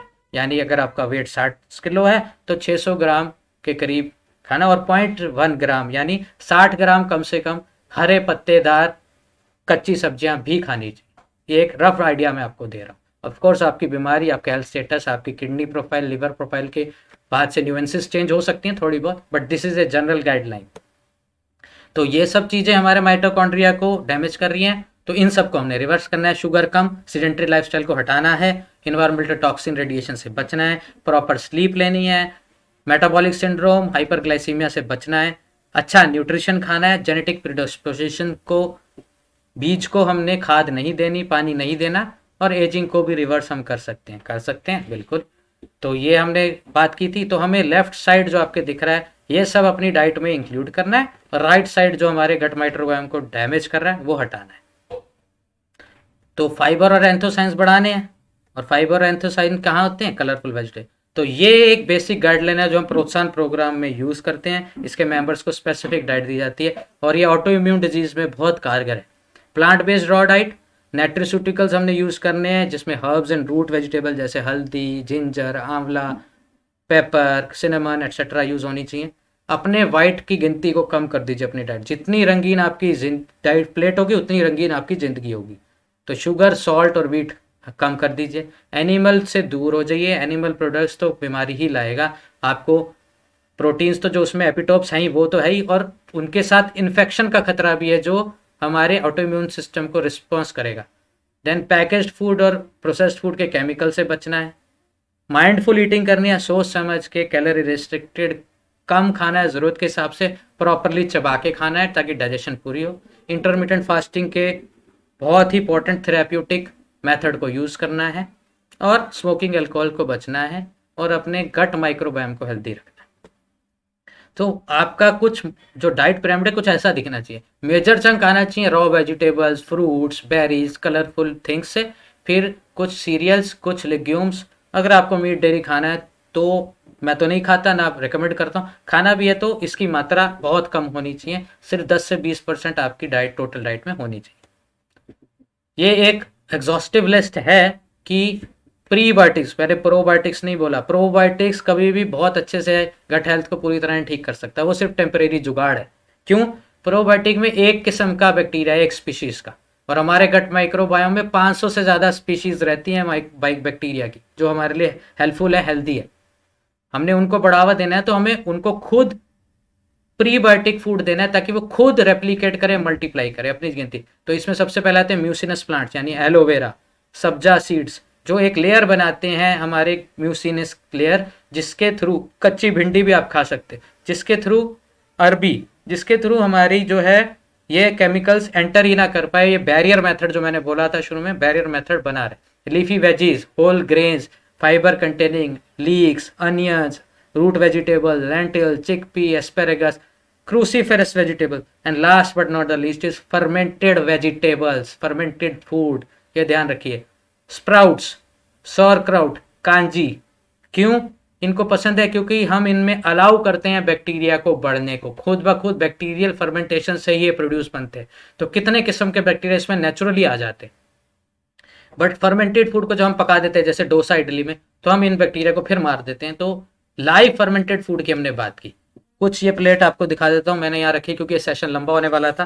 ये देख लिया, मेरी रोज का स्नैक्स, ब्रेकफास्ट आप कह सकते हो। स्प्राउट्स, ये होममेड सौरक्राउट है, होममेड स्प्राउट्स है, होममेड मिंट चटनी है फॉर सम फ्लेवर। तो जितनी कलरफुल आपकी प्लेट उतनी कलरफुल आपकी ज़िंदगी। ये कुछ मेरी अपनी प्लेट्स हैं, मैंने कहीं से इंटरनेट से डाउनलोड नहीं की है। ये मेरा लंच या ब्रेकफास्ट बनाती हैं कुछ इस तरह से। This is my beloved wife, जो इतने प्यार से सजा के प्लेट की फ़ोटो खींचती हैं। ठीक है, तो न्यूट्रिस्यूटिकल जो हमने बात की, अगर हम इस तरह खाना खाते हैं तो नेचुरली हम इसको जो है आटा, दूध, चीनी से हट गए, तो हमें ज़्यादा पेट भरने के लिए खाना पड़ेगा इन वेज सब्जियों को। ये होती है न्यूट्रिशनल डेंस, इनमें एंटीऑक्सीडेंट की मात्रा ज़्यादा होती है, न्यूट्रास्यूटिकल्स की मात्रा ज़्यादा होती है। तो ये ऑटोमेटिक ऑक्सीडेटिव स्ट्रेस को कम करेगी, रिएक्टिव ऑक्सीडेटिव स्पीशीज को कम करेगी, ऑटो इम्यून डिसऑर्डर को कम करेगी। यही उसके लिए रिसर्च पेपर था। अब बात करते हैं फास्टिंग की। डॉक्टर योशिनोरी ओसुमी को 2016 में नोबेल प्राइज़ मिला फास्टिंग के बेनिफिट्स बताने में। कैसे? इन्होंने ऑटोफेगी को दर्शाया। जब हम लंबा फास्ट करते हैं, जैसे ये माइटोकॉन्ड्रिया डिवाइड हो रही है, तो हम जो खराब, क्योंकि जब डिवाइड होगी, जब बार बार डिवाइड होगी तो कुछ खराब सेल्स भी बनेंगे। हमारी बॉडी जो लंबे फास्ट में होती है, उसको भूख लगती है, वो अपने ही खराब सेल्स को खा जाती है, इसको कहते हैं ऑटोफेगी। और फिर खाने के बाद, पचाने के बाद जो इसके बेसिक रॉ मटेरियल निकलते हैं, अमीनो एसिड निकलते हैं, फैटी एसिड निकलते हैं, इनको रीयूज करती है नए सेल्स बनाने में। तो एक तरह से फास्टिंग हमारे लिए एक रेनोवेशन की प्रक्रिया है, पुराने सेल्स को नए सेल्स में कन्वर्ट करने की, हेल्दी सेल्स में कन्वर्ट करने की प्रक्रिया है।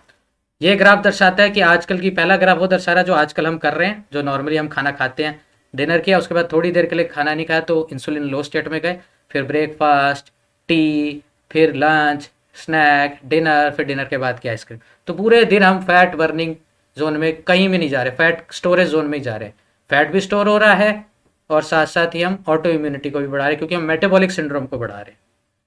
सिमिलरली सेकंड ग्राफ दिखा रहा है इंटरमीडिएट फास्टिंग को, जो आप 16-8 घंटे की फास्टिंग करते हैं, 16 घंटे कुछ नहीं खाते हैं, तो इसमें आप थोड़ा इंसुलिन रेजिस्ट करते हैं, मेटाबॉलिक सिंड्रोम को रिवर्स करना शुरू करते हैं। और लंबी लंबी फास्टिंग, जैसे 24 घंटे, 48, जैसे मेरी कल फास्टिंग थी, तो मैं कल एकादशी पे मैं 24 घंटे के लिए ओनली वाटर ओनली डाइट पे था।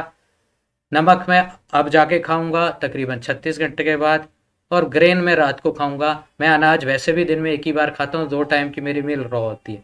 तो देख सकते हैं कैसे मैंने अपनी डाइट में ये प्रोटोकॉल लगा के वीट भी कम कर दिया, सॉल्ट भी कम कर दिया, और मेटाबॉलिक सिंड्रोम को रिवर्स कर दिया। कैसे मुझे ऑटो इम्यून डिजीज तंग कर सकती है अगर मैं ये फॉलो करूंगा तो। यही मैं कहता हूँ, आप लोग एकादशी पे अगर सिर्फ एक फास्ट कर ले प्रॉपरली, अच्छे तरीके से, ऐसा फास्ट नहीं जिसमें आप दूध भी पी रहे हो, चाय भी पी रहे हो, फ्रूट भी खा रहे हो, तो नहीं उस फाइट का साइंटिफिक फायदा आप उठा पाते। तो आप ऑटो इम्यून डिजीज से फास्टिंग इस तरह से बेनिफिट करते हैं। जितना लंबा फास्ट उतनी इंसुलिन डाउन, उतनी ऑटोफेगी ट्रिगर। ऑटोफेगी ट्रिगर होती है तो साथ साथ ग्रोथ हार्मोन भी बॉडी में बढ़ता है। ग्रोथ हार्मोन वो हार्मोन है जो हमारे रेनोवेशन की प्रक्रिया में हेल्प करता है। और कहते ही हैं कि एक्सरसाइज सिर्फ 4 गुना बढ़ाती है, और रिसर्च पेपर ये दर्शाते हैं कि फास्टिंग, लंबी फास्टिंग तकरीबन बिना शरीर को हिलाए भी 20 गुना ज़्यादा ग्रोथ हार्मोन बढ़ा देती है। तो एंटी एजिंग प्रोसेस को आप शुरू कर सकते हो, यंग दिख सकते हो बिना मेकअप के। और ये उन बीमारियों की लिस्ट है। ये लिस्ट एग्जॉस्टिव नहीं है, और भी इसमें आज होती रहेंगी। आपके मेटाबॉलिक सिंड्रोम को रिवर्स करती है, आपकी ऑटो इम्यून, न्यूरोडिजनरेटिव, कैंसर्स, बहुत सारी इम्यून रेजिस्टेंस को, ये इम्यून फंक्शंस को इम्प्रूव करती है। इस तरह से आप कैसे फास्टिंग की प्रक्रिया को एक दवाई की तरह, थेराप्यूटिक्स की तरह, पोटेंट थेराप्यूटिक की तरह यूज़ कर सकते हैं। यही रिसर्च पेपर्स पबमेड का ये दिखा रहा है कि कैसे fasting mimicking diet auto immune disease को ठीक करती है, कैसे हमारी माइटोकॉन्ड्रिया को ये रिस्ट्रिक्शन जो है, कैलोरी रिस्ट्रिक्शन और ये फास्टिंग इसको बढ़ावा देती है। यही सब आज से 1500 साल पहले महर्षि वाग्भट ने अपनी अष्टांग हृदयम किताब में लिख दिया था। हम तो सिर्फ साइंटिफिक ट्रुथ लाके उसको अनकवर करके नोबेल प्राइज जीत रहे हैं। वीगन कीटो ये एक स्पेसिफिक डाइट है जो डाइटिशियन की, डॉक्टर की गाइडलाइन में ही फॉलो होनी चाहिए। ये हम सिर्फ तब यूज़ करते हैं जहाँ बहुत ही सिवियर ऑटो इम्यून डिसऑर्डर है, बहुत ही सिवियर सिम्टम्स हैं, बहुत ही डैमेजिंग इन्फ्लामेशन है। इसमें क्या करते हैं, हम शुगर प्रोवाइड ही नहीं करते अपनी बॉडी को। हम अपना major chunk of calories fat से लेते हैं, हेल्दी फैट, जिसमें नट बटर्स हैं, नट्स हैं, कोकोनट है, साथ में एवोकेडो एट्सेट्रा, और हेल्दी ऑयल्स हैं जैसे olive oil, coconut oil etcetera. और प्रोटीन खाते हैं सिर्फ 20%, और 5% हम कार्ब देते हैं यानी शुगर देते हैं। ये हम ज़्यादा सिवियर, ज़्यादा लाइफ थ्रेटनिंग डिसीज़ में ही ये इसको यूज़ करते हैं। तो इस डाइट के बारे में ज़रूर अपने डाइटिशियन से गाइडलाइन लेके ही करिएगा अगर आपको सिवियर ऑटो इम्यून डिजीज़ या सिवियर सिम्टम्स हैं। Second protocol is exercise. Exercise बहुत पसंद है हमारी गट माइक्रोबायोम और माइटोकॉन्ड्रिया दोनों को। तो एक्सरसाइज का बेनिफिट हम पूरा नहीं उठा पा रहे, क्योंकि सुबह जाते हैं, थोड़ी सी टहल मारी, वॉक कर ली, होगी जी एक्सरसाइज। ऐसे नहीं होती एक्सरसाइज। उसमें भी हम बीच में रुक जाते गप्पे मारने को, हार्ट रेट फिर नीचे ले आते। एक्सरसाइज का प्रॉपर बेनिफिट उठाना है तो इसको एक गाइडेड रूप से, आपकी बॉडी टाइप के हिसाब से, आपकी बीमारी के टाइप से इसका एक रिजैम बनाना चाहिए, डिज़ाइन होना चाहिए एक्सपीरियंस्ड आदमी के हिसाब से। प्रोत्साहन प्रोग्राम में ये काम मैं खुद करता हूँ, क्योंकि मेरा 15 साल का एक्सपीरियंस है एक्टिव स्पोर्ट्स में, मैराथॉन्स में, रेगुलर जिमिंग एक्सरसाइज में। कम एफर्ट्स करके कैसे आप ज़्यादा से ज़्यादा बेनिफिट एक्सरसाइज को उठाते हो, ये हम अपने प्रोत्साहन प्रोग्राम के बैच के ग्रुप्स में लाइव क्लासेस लेके मैं खुद करके दिखाता हूँ। And physical activity research paper है ही कि कैसे सिम्टम्स को भी, ऑटो इम्यून डिजीज के इंसिडेंस को, दोनों को कम करता है। देन कम्स स्ट्रेस, जो हमने बात की, स्ट्रेस से बड़ी कोई बीमारी नहीं है। स्ट्रेस के रिस्पॉन्स को मॉडिफाई करने के लिए हम प्रोत्साहन प्रोग्राम बहुत से प्रोटोकॉल यूज़ करते हैं, mindfulness, acceptance, forgiveness, then different types of meditations, different types of योगासन्स। Doctor Garima live demo classes लेती हैं योगा क्लासेस की, योगासन्स की। और बैच फ्लावर थेरेपी जो एक होम्योपैथी का ब्रांच है जो हम यूज़ करते हैं, माइल्डर वे में, बहुत ही हार्मलेस वे में फ्लावर एसेंस यूज़ करके हम कैसे लॉजिकल थिंकिंग को बढ़ावा देके साइकोलॉजिकल डिजीज़ को कम कर पा रहे हैं, ये बैच फ्लावर की हेल्प से करते हैं। मेडिटेशन क्यों हम इतना स्ट्रेस देते हैं, स्पेशली गोल्डन बॉल मेडिटेशन को, क्योंकि हमें लगता है कि ये ऑटो इम्यूनिटी रिव्यूज़ में बता दिया है कि स्ट्रेस कैसे ट्रिगर करता है। ऑटो इम्यून डिजीज को ट्रिगर ही नहीं करता, सिम्टम भी बढ़ाता है, और दूसरा एक विशेष साइकिल में फंस जाते हैं। स्ट्रेस तो ट्रिगर कर चुका है, अब ऑटो इम्यून डिजीज को ठीक करने का भी अपना स्ट्रेस है, उससे आप पेन में रह रहे हो, उससे भी अपना स्ट्रेस, तो आप विशेष साइकिल में फंस जाते। तो स्ट्रेस को कम करना क्यों हेल्पफुल है। मेडिटेशन एक विजुअलाइजेशन की आर्ट है, इसके पीछे जो साइंस है वो है विजुअलाइजेशन। आप अपने इमेजिनेशन में देख रहे हैं कि मेरे जॉइंट्स ठीक हो रहे हैं, मेरी ऑटो इम्यूनिटी कम हो रही है। ये एक हिंदू प्रैक्टिस है, और मानिए आपको लग रहा है सुनने में कि ऐसा नहीं हो सकता, ऐसा साइंटिफिकली वॉशिंगटन यूनिवर्सिटी में प्रूव हो रहा है। They have designed A video game, उसका नाम उन्होंने फोल्डेड रखा है, एंड दे से कि हम अपनी इमेजिनेशन से अपने प्रोटीन स्ट्रक्चर को मैनेज कर सकते हैं वीडियो गेम खेल के। तो जो प्रोटीन्स हम बना रहे हैं, जो सेल के सिग्नल्स हैं जो ऑटो इम्यूनिटी को ट्रिगर कर सकते हैं, हम उनको कम बना सकते हैं अगर हमारी सोच ऐसी हो, हम विजुअलाइज कर पाए, इमेजिन कर पाए। Of course every human being is the author of his own health and disease. मैंने आज आपके सामने बहुत सारे कंट्रोवर्शियल फैक्ट्स रखे हैं, बहुत सारे फैक्ट्स रखे हैं। आप खुद इनके बारे में सोचिए, अपने डाइट में, लाइफस्टाइल में चेंजेस लाइए, और अपनी बीमारी से बच के देखिए, और मुझे भी बताइए कि आपको इसके बाद फीडबैक ज़रूर हमें दीजिएगा, ताकि हमें पता भी चले कि हमारी रिसर्च सही में कारगर है, मेरी जो क्लिनिकल एक्सपीरियंस, मेरी जो क्लिनिकल वेरिफिकेशन है वो सही है या गलत है, ताकि मैं उस पर और सुधार कर पाऊँ। अब मैं इंट्रोड्यूस करता हूँ डॉक्टर गरिमा को, जो कि हमारी डेडिकेटेड न्यूट्रिशनिस्ट हैं, जो एक कस्टमाइज्ड डाइट प्लान आपकी डिजीज़ के फोकस में, डिजीज़ को ठीक करने में, आपकी बॉडी टाइप के हिसाब से और आपके प्रोत्साहन प्रोग्राम में जर्नी को स्पेसिफिकली डिज़ाइन करती है। और इसी के साथ मेरी जो है प्रेजेंटेशन का यहाँ पे अंत होता है। अब हम क्वेरी सेशन Q&A को ओपन अप करेंगे।